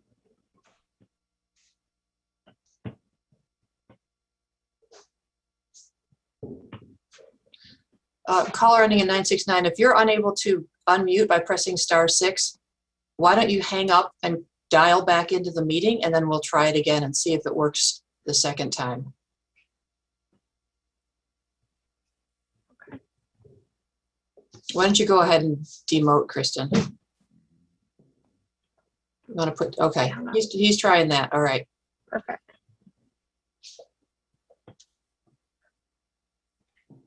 Do you want to promote Sam and see if he has anything to add while we're waiting? Hi. I just sent an email to Mr. Sasek as well. He's trying to call back as well. Good. So regarding the construction, we did communicate with Mr. Happy regarding this activity, and the chimney was attached to the wall that was originally supposed to be replaced with CMU. We had no intention of taking down the chimney. The chimney collapsed during the removal of the wall, the common wall. There is no 312 or 310 wall. This is a common wall, 6-inch wall between the two parties. And when that wall collapsed, we did our best to temporarily cover it so no water or anything could get to the building while we were talking to the building department and the contractors. And first thing we did, the roof had to be replaced, obviously, and we put a temporary cap on it till Robert Somorson, our HVAC contractor, figure out what was the best way to correct this issue. And we went and we proceeded with the aluminum chimney against the wall. And we did our best due diligence to communicate with everybody. And again, since this was an attached item to the wall that was part of the original HDC and building approval, we really I didn't think it was necessary to contact the department. So, but as we got farther down on this topic and things got, opened up, we figured that it needed a separate approval. So Mark, Mr. Sasek is on board. He's been looking at this, and we have tried several times to communicate with Mr. Hathaway. We were actually told by Jill that we need to have a permission before we can enter the roof to restore the brick, and we were not giving any permission. So there was nothing I could do at that point till wait to see what happened. And that's where we are now.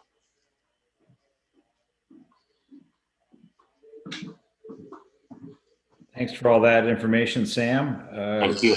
Let's check in back with Kristen here. Do we have the caller 969?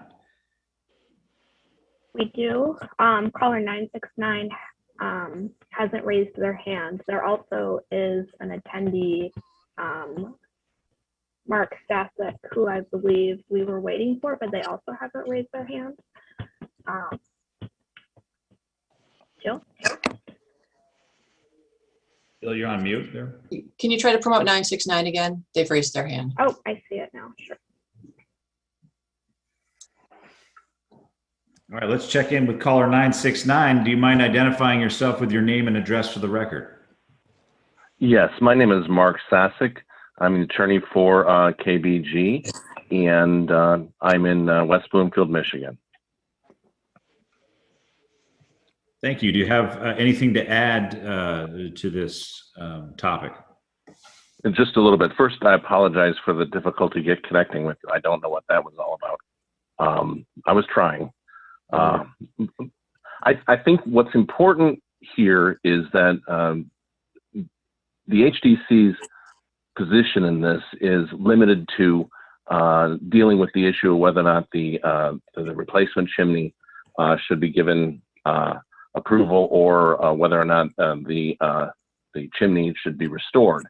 Right now, we listened to Mr. Hathaway try to basically argue the case that's part of the litigation, and obviously KBG does not agree with the characterizations of things that was put before you.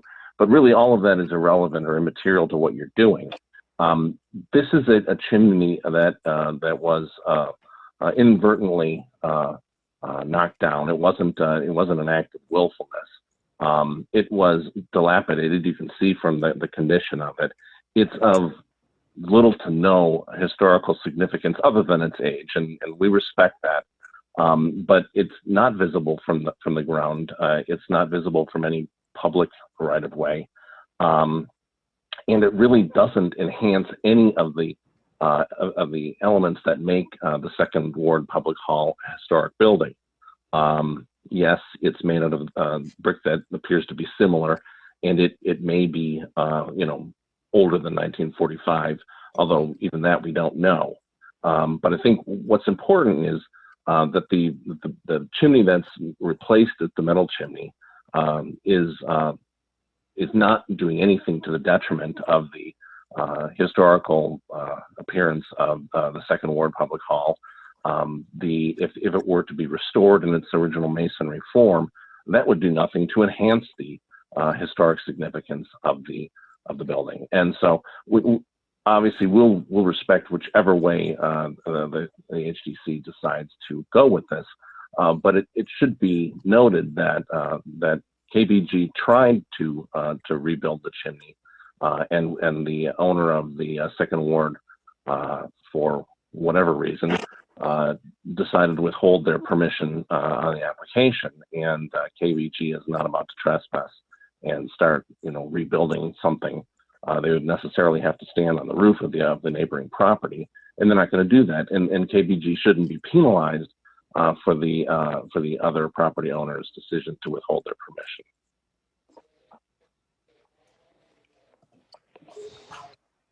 Thank you. I guess now do we have, just check in, do we have any other callers that would like to speak on this topic? Kristen?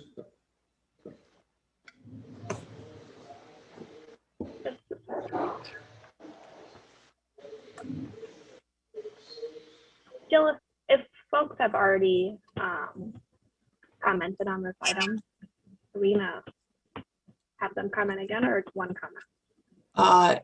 No, public hearing, Okay. one comment, unless if they go out and, yeah, yeah. Okay. If they've had their public comment, I mean, if the chair wants to call them back for a specific question, that's fine. But otherwise, you're limited to one public comment per meeting. Okay. Thank you. There are no new callers raising their hands. Evan, however, Will Hathaway has raised his hand again. He was the first speaker. Okay, great. Thank you. Let's see if there's any, do we have any questions from the commission for any party here that's spoken so far? Commissioner Beeson. Yeah, so I think the chimney will be something that we're going to talk about, certainly in discussion about its contributing nature and how it aligns with our standards. I'd like to hear a little bit more from the contractor and from the owner of 512. Is that the right address? 12 is the other building, not the one with the chimney. Yeah, okay. 312. About the parapet. I knew that when we had visited Jill probably 2 months ago, right? We had gone out there just to show up and look at the front of the building. We had gone up and looked at some of the coping that was around the front. And I know that was an area that I think would be good to hear more about, and let the rest of the commissioners hear about it too, as well as if we have any photos that show it from the street. Misstatcher. Yeah, I can show you photos. That work was deliberately left off of this staff initiated request because it was remediated by the contractor for 312. Okay. That extra coping strip was cut back to match the line of the previous building, the next door building, and it no longer obscures the stone coping on top of 310 South Ashley. Okay, that helps with. And if you want a picture, I can pull one up while things are going on. Yeah, I think that helps. That helps my thought process, but I don't know about the rest of the commissioners if they want to see it. So. Okay, yeah.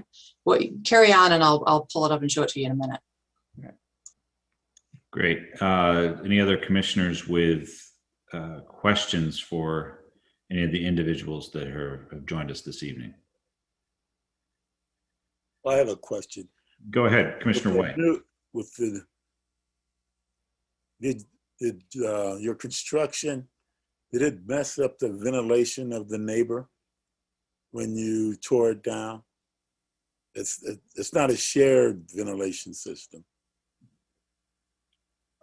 That's maybe a question for. You're talking about the exhaust? The exhaust. Or no, maybe that's a question for Will. You're asking did his exhaust get affected? So maybe we could bring Will back into the fold here. And I also think that Commissioner White was, and correct me if I'm wrong, Bob, also asking if it was a shared flue or only a single flue for the Hathaway house. That's correct. Yeah. So I can answer, I'll try to answer all those questions. It was not a shared flue. Actually, 310 South Ashley was built in 1901, as Jill explained, and 312 South Ashley, I understand, was built in 1918. So it came, a good generation after, and our chimney actually was standing perfectly fine before it, and and after they did their demolition, our chimney was still standing. It wasn't dilapidated as has been claimed. They at one point, the flue from our chimney was, as you saw, embedded in this new construction. And if I'd been able to show more photos, I could have shown you how it got sort of crushed inside that wall. And then eventually it was completely sealed inside that wall. And it was at that point that the building department put a stop work order and required that the chimney be fixed, because they were concerned about the health hazard if we were to run our furnace last winter while it was sealed up or damaged by the new construction. Thank you. Yes, thank you for that clarification, Will. You're welcome. Ms. Thatcher, yes. I got those photos. I'll show them here. Okay, great. Let's take a look. Hang on a sec.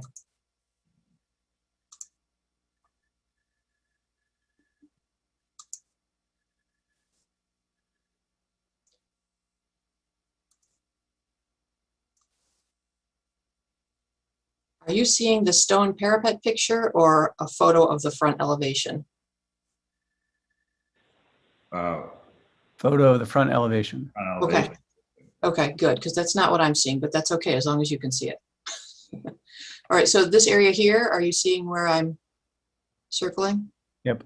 This is a metal coping over the top of something else. There had been right here a wood block, and the metal coping was extending over the top of this stone parapet. That's been cut off here at the edge of the building and the wooden block removed from the front. So it's no longer visible from the front elevation. It used to just continue on for another 6 inches here and stick out in front of 310 South Ashley Stone. It does look like there's something still sitting on the top here. I'm not sure what that is. But my biggest concern was that this entire coping on top of their parapet was 6 inches too far onto the other building. These pictures were taken on March 4th and 5th. Yeah, so Jill, it did show that on one of the photos. So although it's notched out, there's still a piece of metal that's overlapping on top of the stone currently. Yep, you can kind of see it in that one. Do you mean this up top here, John? Yeah, that little piece there, is that just like leftover coping that's overlapping? I don't know what that is. Yeah. Well, okay. So either way, it's still certainly a historic concern of mine, mostly because of the water infiltration between the buildings, and that can cause a lot of problems to both parapets. Mm-hmm. Also, it looks like the cap was put on, but the brickwork still needs to be completed. Yeah. Yeah. Mm-hmm. Yeah.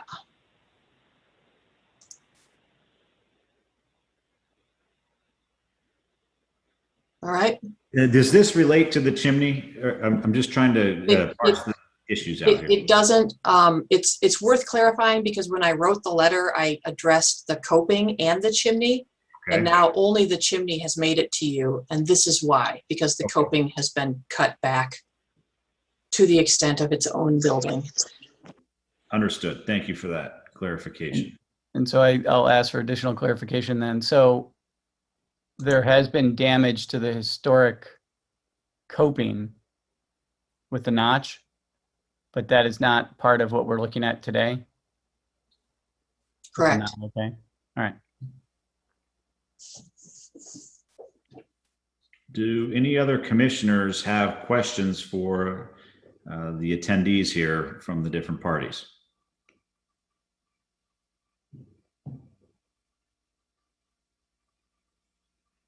I'm not seeing any. So what I'm going to do now is check back with Kristen to make sure we don't have any other callers or people that would like to speak. No new callers. Okay. So I will now close the public hearing portion of this application and ask if there's a commissioner that would like to make a motion. And we have two motions in front of us. Is there a commissioner that would like to make one of the motions?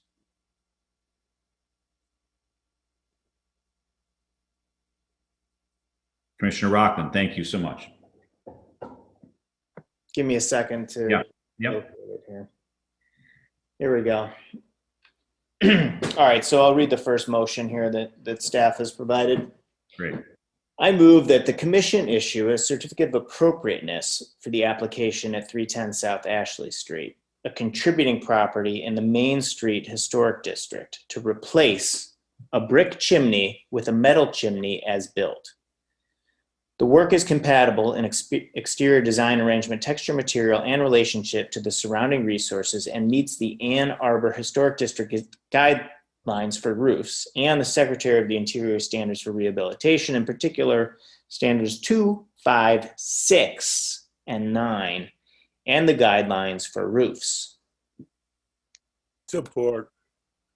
So that was moved by Commissioner Rockland and then supported by Commissioner White. And is there any discussion on this motion? Commissioner Beeson. I can start. I feel like I have my brain wrapping around this pretty fast. Much of this has to do with kind of parsing out how I would have looked at this had none of the chimney stuff happened, but they came and said, okay, we want to take down the chimney and replace it. In which case we'd probably look at it and say, okay, how does this fit within the guidelines? We would probably look at it and say, okay, well, it's not necessarily a distinguishing feature. It's not a character defining feature. It is a feature of the roof. Chimneys are features of roofs, but it's not necessarily a character defining feature, but it does have historic material. And so we would look at it by saying, okay, well, if you want to replace it, we'd probably say, oh, we got to replace it in kind. We'd probably want to try and replace it with brick for brick. So that's kind of how I'm beginning to wrap around it. So in terms of like replacing it with what's there as a metal, I would look at that and say, no, that is not appropriate based on our guidelines, because our guidelines would really dictate, hey, particularly the Secretary of Interior standards for rehabilitation, the removal of distinctive features and alterations of features, spaces, and relationships that characterize a property should be avoided. Here's another big one. Deteriorated historic features will be repaired rather than replaced. Where the severity of deterioration requires replacement of a distinctive feature, the new feature will match the old in design, texture, and material. Replacement of missing features will be substantiated by documentary and physical evidence. So that one's one that rings really hard for me, is that one under section 6. And then under interior guidelines for rehabilitating buildings under roofs, there's a portion here that's talking about retaining and maintaining historic roofing materials, roof shape, dormers, chimneys, cupolas, built-in decorative gutters, etc. And while we try and identify and retain and preserve the roofs and their functional and decorative features that are important to defining their overall historic character of the building. So I'm going to go into the historic design guidelines too. They mention pretty much the same thing as the Secretary of Interior standards, but it's certainly saying that it's not appropriate to remove it or alter historic roof features such as chimneys, dormers, and cupolas. So while the Secretary of Interior standards is a little more vague about whether or not a chimney would classify as a historic feature because it's not a character defining feature, the Ann Arbor Historic District design guidelines really mention chimneys as a altering or removing historic roof feature. And this is definitely a roof feature.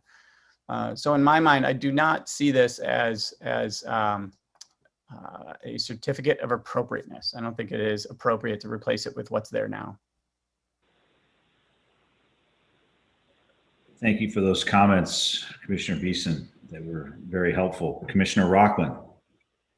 I agree that those were helpful comments, and it's a little confusing though, because in the scenario that Commissioner Beeson set up, there would have been an owner saying something like, I guess in this case, the owner is saying, I want to replace my chimney with this metal replacement chimney. But is that in fact what the owner of 310 Ashley wants? Does the owner want the metal chimney? Because that's what's confusing me here, because I agree that is a historic feature, and Secretary of Interior Standards 6, you read it, deteriorate historic features will be repaired rather than replaced. But it's not deteriorated, it's gone. It's completely gone. It's a little different because it's a demolished, but not by the owner. So, let's just say it's demolished. We don't need to get into who did what, right? So it's not there. So I guess I want to ask staff a question and just ask, so the motion makes it sound like the owner wants to remove a brick chimney and put in its place the metal chimney that we see. Is that how we should be reviewing this application? It's not proposed by the owner. Right. And I don't think it's written that way. Okay. I didn't try to write it that way. Right. It's merely a question of what's been done. Does it merit a certificate of appropriateness or not?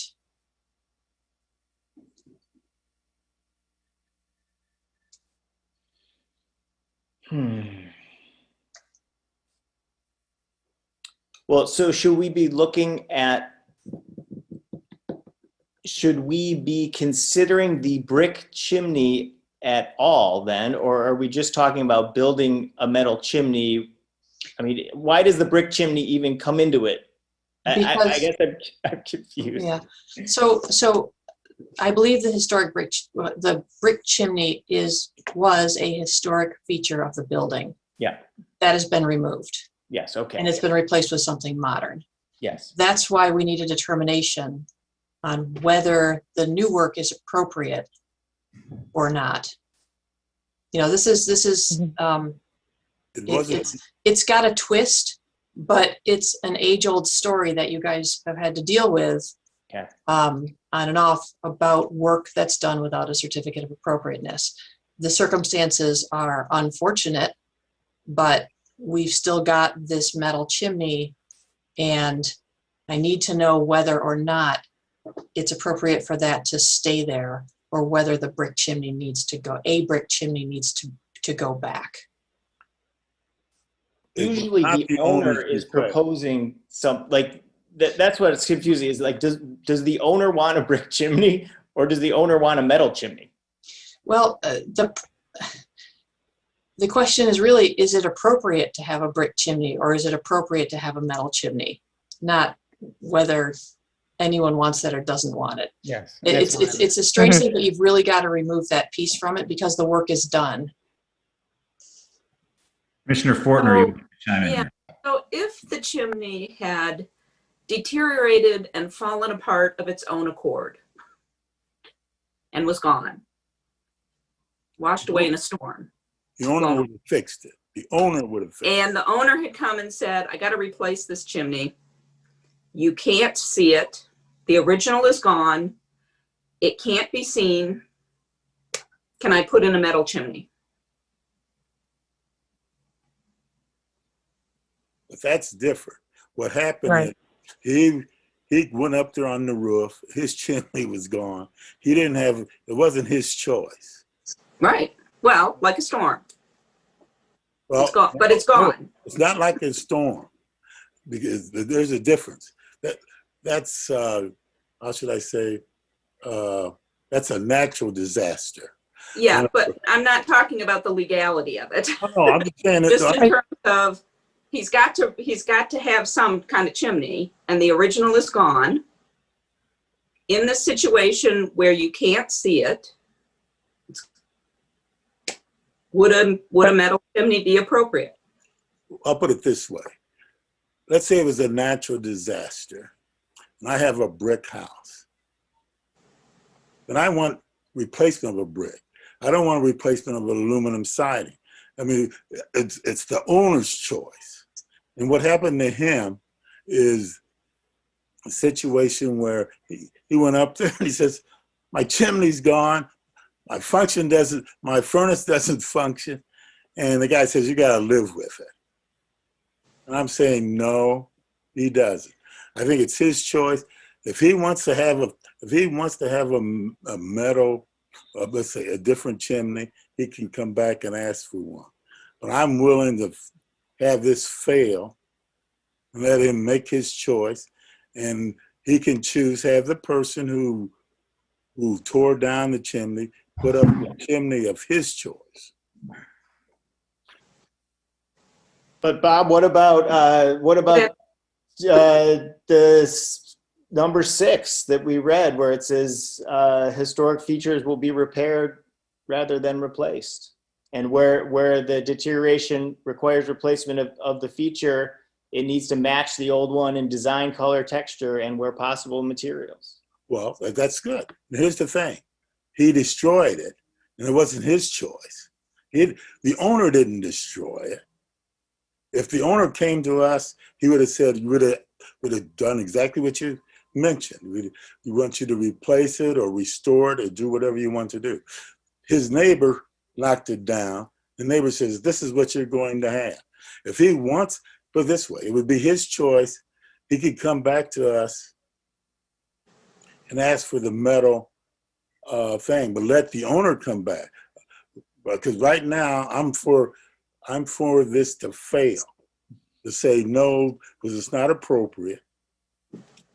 If the owner wants to come back and says, I'll live with it, that's a different ball game. But the owner did not have a choice here. He walked up on his roof and was gone. The guy says, the neighbor says, live with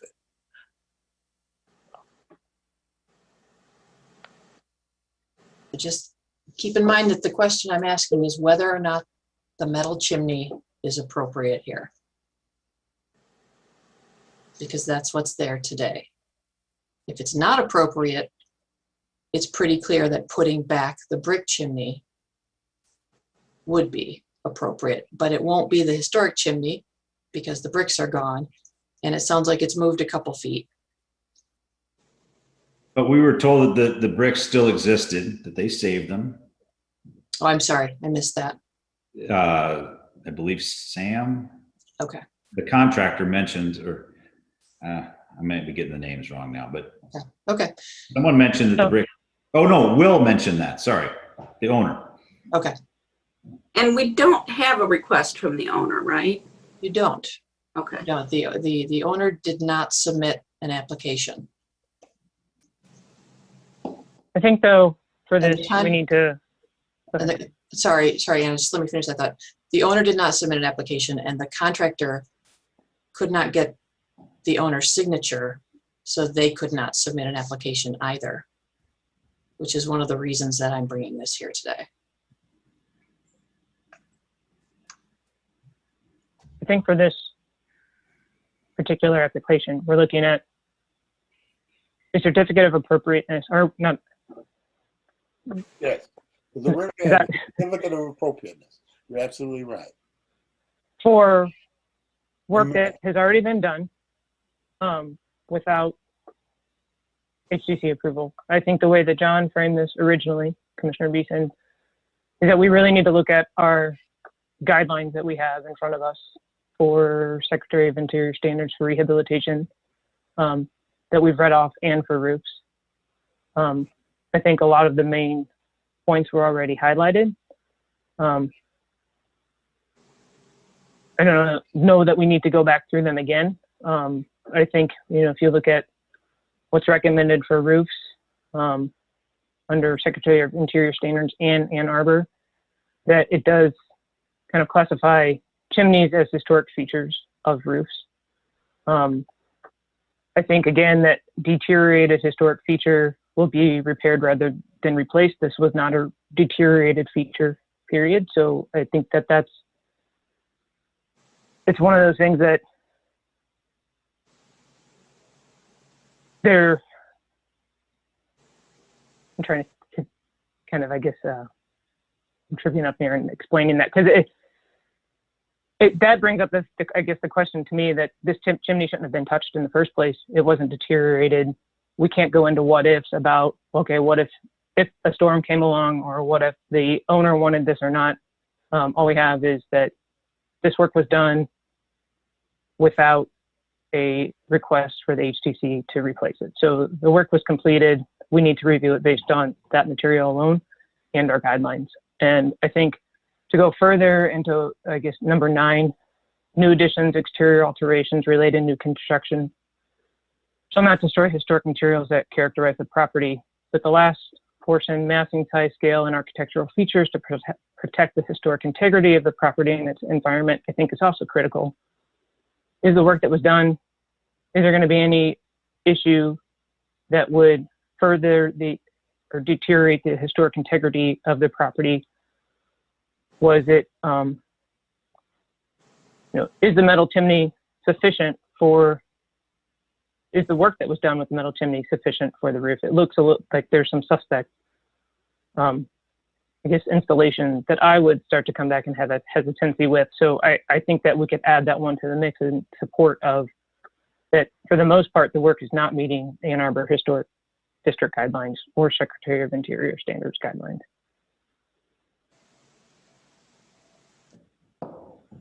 Well said, Commissioner Epperson. Commissioner Beeson. I have more to add, just to throw this over on its head.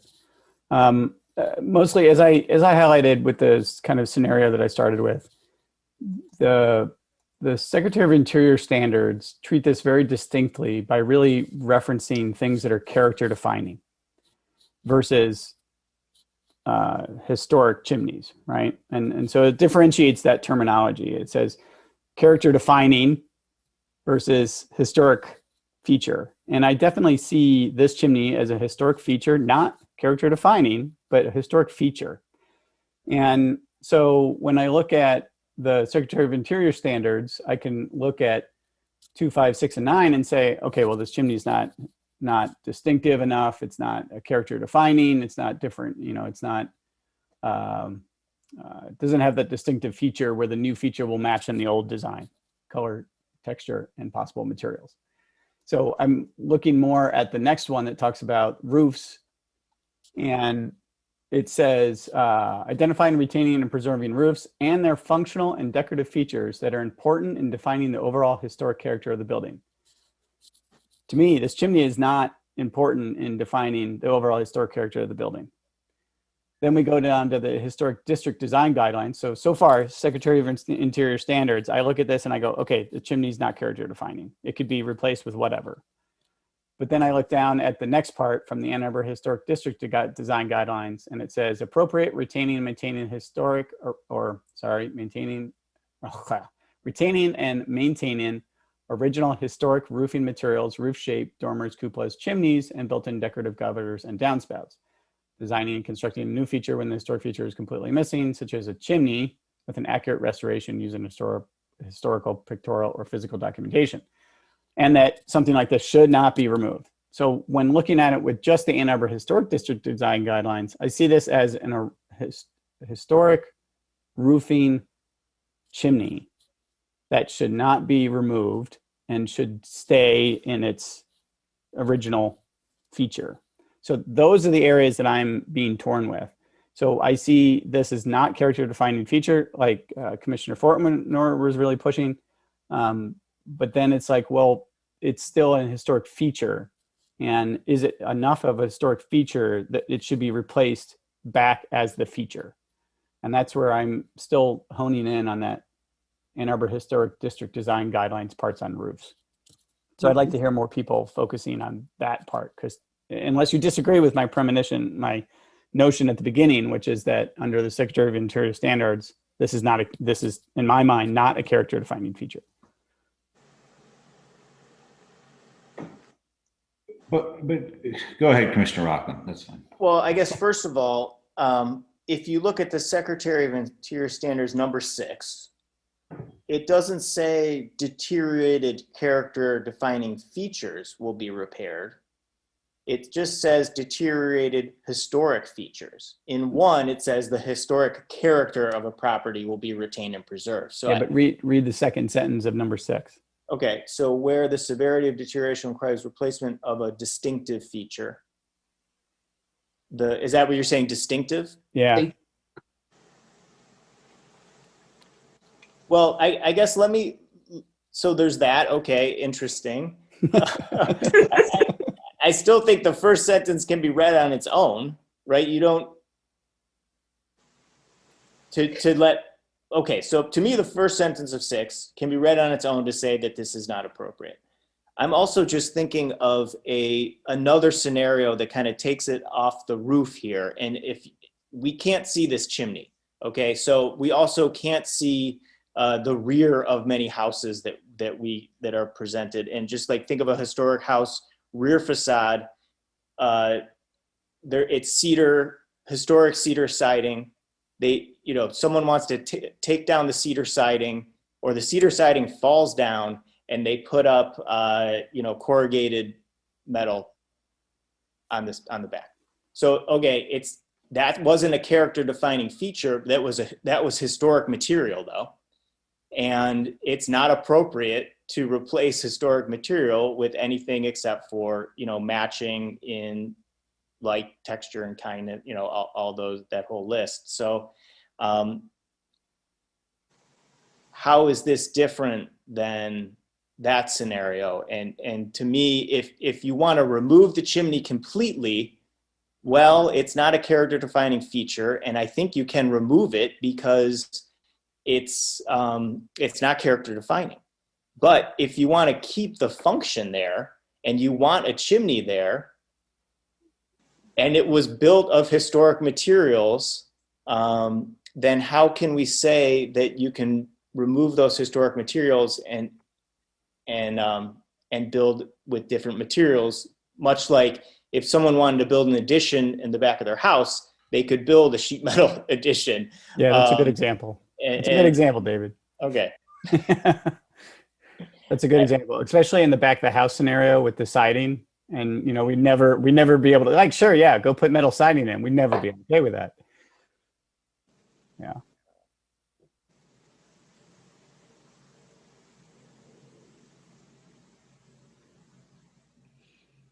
That was a good example, Commissioner. Let's vote. Well, do we need a refresh on what we're actually voting for? Because I would like that if we are going to vote. Commissioner Rockland, could you just recap the motion for us, please? Yeah, it's a certificate of appropriateness to replace a brick chimney with a metal chimney as built. So if you say yes, then you think that the metal chimney is appropriate. Correct. It's as if they came to us with a historic brick chimney, and we're saying you can replace it with a metal chimney. Even if the chimney is not character defining. Right. Correct. Yeah. Yeah, and I'm with you that it's the last one, the historic district guidelines. Don't make a distinction to it being distinctive or whether it can be seen or not. You need to replace it with, like, if you have pictorial, and we have pictorial evidence. Yeah. Sometimes we don't, but in this case, we do know what it looked like. Commissioner Fortner, would it be too much to ask you to read that one more time for us? Designing and construction of new feature when the historic feature is completely missing, such as chimney or cupola, with an accurate restoration using historical, pictorial, or physical documentation. Thank you for doing that. Is everyone comfortable with the vote at this point? I'm getting a couple thumbs up. Commissioner Rockland, you okay with that? I'm ready. And Commissioner White, can't see you, but thank you for the audio. All right, so we'll move to a vote. All those in favor of the motion, please say yes. All opposed, please say no. No. No. No. The motion does not carry. Your application has been denied. You will receive written notice from staff. Please note you must apply for any required permits from the city before beginning on your project. We Ms. got to Thatcher, do another motion. we have to do another motion now, correct? So do we have a commissioner that would like to read the next motion? Commissioner Rockland is on a roll, or, okay. I'll do it. Jill for me, but we'll go with Commissioner Epperson. Thank you. I move that the commission finds that the completed chimney work does not qualify for a certificate of appropriateness. The property owner shall restore the chimney to the condition the chimney was in before the inappropriate work, or modify the work so that it qualifies for a certificate of appropriateness. The property owner is required to contact staff within 30 days to discuss a proposed remediation plan and timeline for completion. Yes. Support. Okay, so that was Commissioner Epperson with the motion and Commissioner White with the support. Is there discussion on this motion? Commissioner Beeson. I imagine that Commissioner Rockland may bring this up, but this one is, since the property owner is not necessarily where the chimney is located, does that matter? Like, it's 310 who has to do the work, is that correct? Yes, 310 is the property owner of the chimney. And yes, unfortunately, the way the State Historic Preservation Act is written, it's the property owner who's on the hook, no matter who did the work. Which is one of the reasons that this motion proposes the owner to come up with a plan. So I thought the chimney sat on 312 mostly. No, 310. The Second Ward Public Building. 312 was built into the chimney. Okay, so 312 is the southern building, correct? 310 is, okay.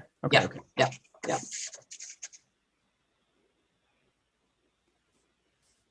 So is there further discussion on this motion? Commissioner Rockland. I'm just curious, Jill. So since the owner never had an application, can now the owner have an application to do something here? Or like this, since it was staff initiated, this is just, I'm not used to this process, right? Is it any different, or now can the owner have an application on this and present something? At this point, the owner's going to give me a plan within 30 days, or it's going to come back to you guys. Okay, all right. And if that plan is to have the historic chimney rebuilt by whoever, it would qualify for a certificate of appropriateness. At that point, I'd bring it back to the officers and say, is this good enough for you? I mean, yeah.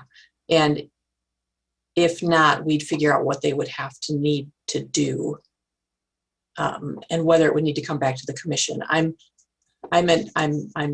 hopeful that a plan will come in to rebuild the chimney to the specifications that we see in the photos using the historic bricks, and it will qualify for a certificate of appropriateness, and I'll be able to give them a staff approval for it. Okay. If nothing happens, it'll come back to the commission, and I will ask you to order it to be restored, since you've now determined that the metal chimney is not appropriate. But this way, it gives both parties some time to try to work this out amongst themselves, without immediately putting the burden on the property owner who didn't take it down in the first place, if that makes sense. And this also gives them a chance to also figure out the wall placement too, because it's going to be hard to replace that brick chimney with the current location of the wall. Is that accurate too? Maybe. Okay. I'll let that part go. Okay, thank you. I don't have to deal with that. Oh, So is there further discussion on the motion at hand here?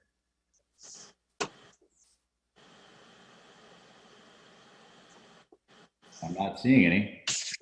We'll move to a vote. Commissioner White, I can't see you, so I'm assuming you would speak up if you had something. Correct. Yeah. So we'll move to a vote. All those in favor of the motion, please say yes. Yes. yes. Yeah. All opposed, please say no. The motion carries. Your application has been approved. You will receive written notice from staff. Please note that you must apply for an required permit. Yeah. Sorry. I'm sorry. No, sorry. Okay. I was talking to myself. Yeah. Please note that you must apply for any required permits from the city before beginning your project. I think does that close this item? That does. So I will be back in touch with the officers once the property owner's in touch with me with a plan. Or if that doesn't happen in 30 days, I'll let you guys know and you can tell me how you want me to proceed. Okay. Thank you, Ms. Thatcher. Thank you all. All right, so now we're going to move on to G1, new business. Item G1 is the proposed HDC meeting calendar for July 2021 to June 2022. Ms. Thatcher, can you update us on the calendar? Pretty standard stuff. We have an unusual amount of conflicting holidays this year. 3 of them mean that review committee will be on a Tuesday instead of a Monday. One of them is Veterans Day is actually on November 11, which is our meeting date. It's the second Thursday of the month. And that's also an election week. So I do have one question for you guys. As written, there would be a meeting on November 18 instead of November 11, just a week late. If you would prefer, we can combine the November and December HDC meetings into one, either on November 18th or on December 9. We haven't done that in the past. In past years, we've just bumped it when we need to. But some of our other commissions do it that way, so I thought I'd give you the option. If nobody cares, we'll just leave it at a week late on November 18th. Just out of curiosity, what would that do to the deadline for submission if it's all on the 9th? The deadline for submission would stay the same, the way it's written right now. Okay.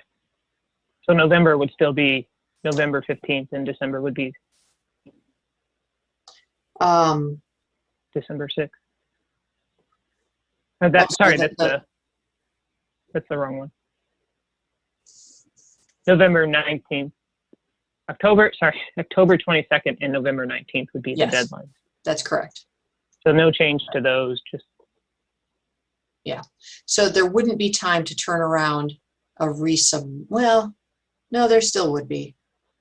There would be a week less if at the November meeting you wanted to delay something to December and give the applicants time to produce drawings. We'd cut out a week of their possible timeline. They'd only have A day, it looks like. well, I don't usually make them get it to me on the deadline day, but shortly after. And that packet would have to go out on December 3. So yeah, they would have less than a week to turn it around. If that were to happen. I'm apt to combine them with it being that close. Anybody else apt to combine them? I guess one follow-up. If somebody has to come back if we do combine them, say something from that meeting does have to be postponed, but it's a November application, do they still get that extension or is there no extension? Getting into technicalities. I see what you mean. If you held the meeting on November 18,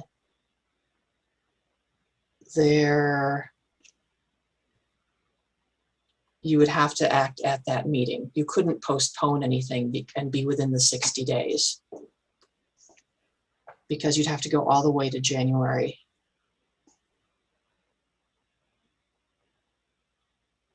'13, I think. So by combining meetings, that's a very good point. That's probably why we don't do it very often. By combining meetings, you would have to act on everything on that agenda that night without postponing. For November 18th. Yeah. Yeah. I'm more apt to combine them. The other thing you could do is skip the November meeting and just hold the December 9 meeting. Mm-hmm.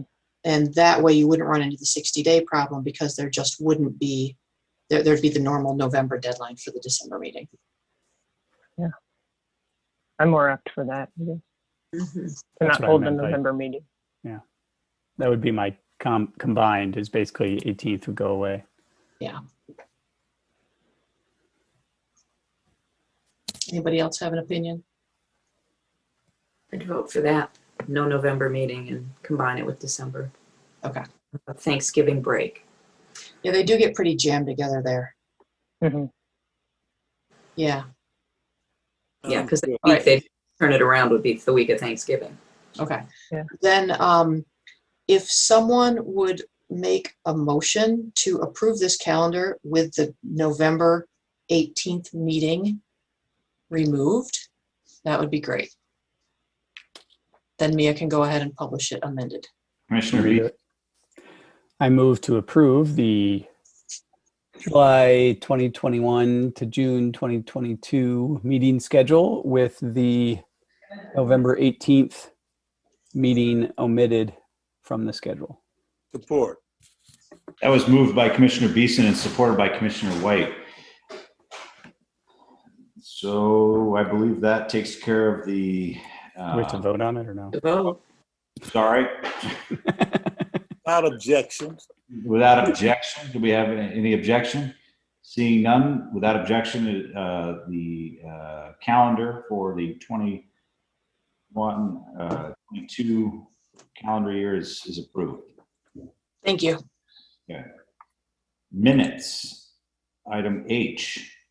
The minutes of the February 22, 2021 HDC meeting and the minutes of the March 11th, 2021 HDC meeting. March 11th not fair. Okay. All Just right. February 22. It should be February 11 and March 11. Yeah, Okay. March 11th not on. I don't have that one. Okay, you didn't get March 11 from Mia today. Okay. I make a motion that we approve Thursday, February 11th, 2021, the City of Ann Arbor Historic District Commission minutes. Second. Moved by Commissioner White, supported by Commissioner Epperson. Do we have any discussion on the meeting minutes? Seeing none. Without objection. Without objection. That's right, Commissioner White. Without objection. The minutes for the February 11th, 2021 HDC meeting are approved. Let's go to I. Item I, reports from commissioners. Do we have any reports? Anything they'd like to share with the commission?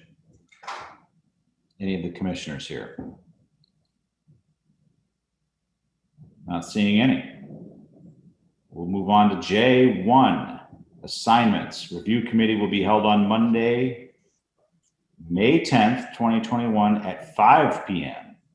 for the May 13th, 2021 regular meeting. Do we have any volunteers? Commissioner Fortner and Commissioner Beeson, very quick on the draw this month. That's great. Usually this is at an awkward moment. All right, that's great. There you go. Thank you.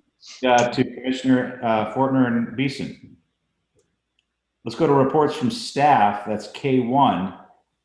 The March 2020 HDC, that's got to be March 2021 HDC staff activities report is attached. Does anyone have any questions for Ms. Thatcher?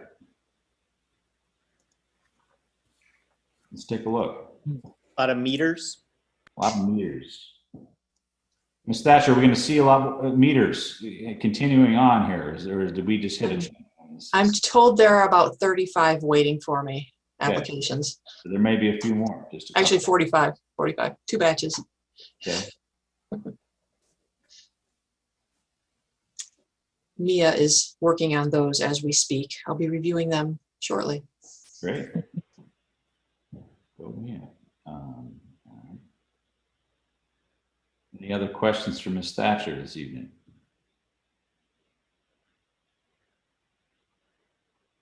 While you're looking, I just have one question. I emailed yesterday to see if anybody was interested in going to the state conference virtually for the Michigan Historic Preservation Network. You don't need to commit, but if someone's interested, let me know because I need to get a request in. Yeah, I'll go. Robert White. Okay. Commissioner Ed. White. I'm interested, but I need to check some things. Okay. It's less expensive this year because it's all virtual. Well, you could send Zingerman, send the sandwiches out to me. I'm just kidding. Okay, Anna and Bob are question marks. Any other question marks? Okay, if you change your mind, let me know, but I'll put in a request for the 3 of us, and if you can't make it, that's fine, Anna. Okay, thank you. Staying on K1, any other questions for Ms. Thatcher on the activities report? Okay, not seeing any, we'll move on to I, concerns. These are concerns from commissioners. Any concerns out there? Jill, I think I had passed one along over email to you. I don't know if that's one that's worth sharing. It's pretty standard. City rental inspector dinged a garage and said that within 30 days, posted it, within 30 days, a licensed contractor has to apply and get permits to either tear it down or rehabilitate it. Unfortunately, standard city rental inspector language does not include, if it's in a historic district, go to them first. But I let the building official know, and he's let the plan reviewer know, and the rental inspector know that it's not going to happen that quickly. So if they come in with our contractor to repair the garage, great. If they come in to demolish it, they'll have to go through the whole process that you go through when you want to tear down a contributing structure. It does look like a contributing structure. I haven't looked it up on Sanborn's, but pretty sure that it is just from appearances. Okay, thank you. Mm-hmm. That was on Mulholland for anyone who's interested. Okay, any other concerns from the commission here? Not seeing any, we'll move on to M1, communications. And there are no communications this month, so we'll move on to N, adjournment. I now adjourn the April 8th, 2021 HDC meeting.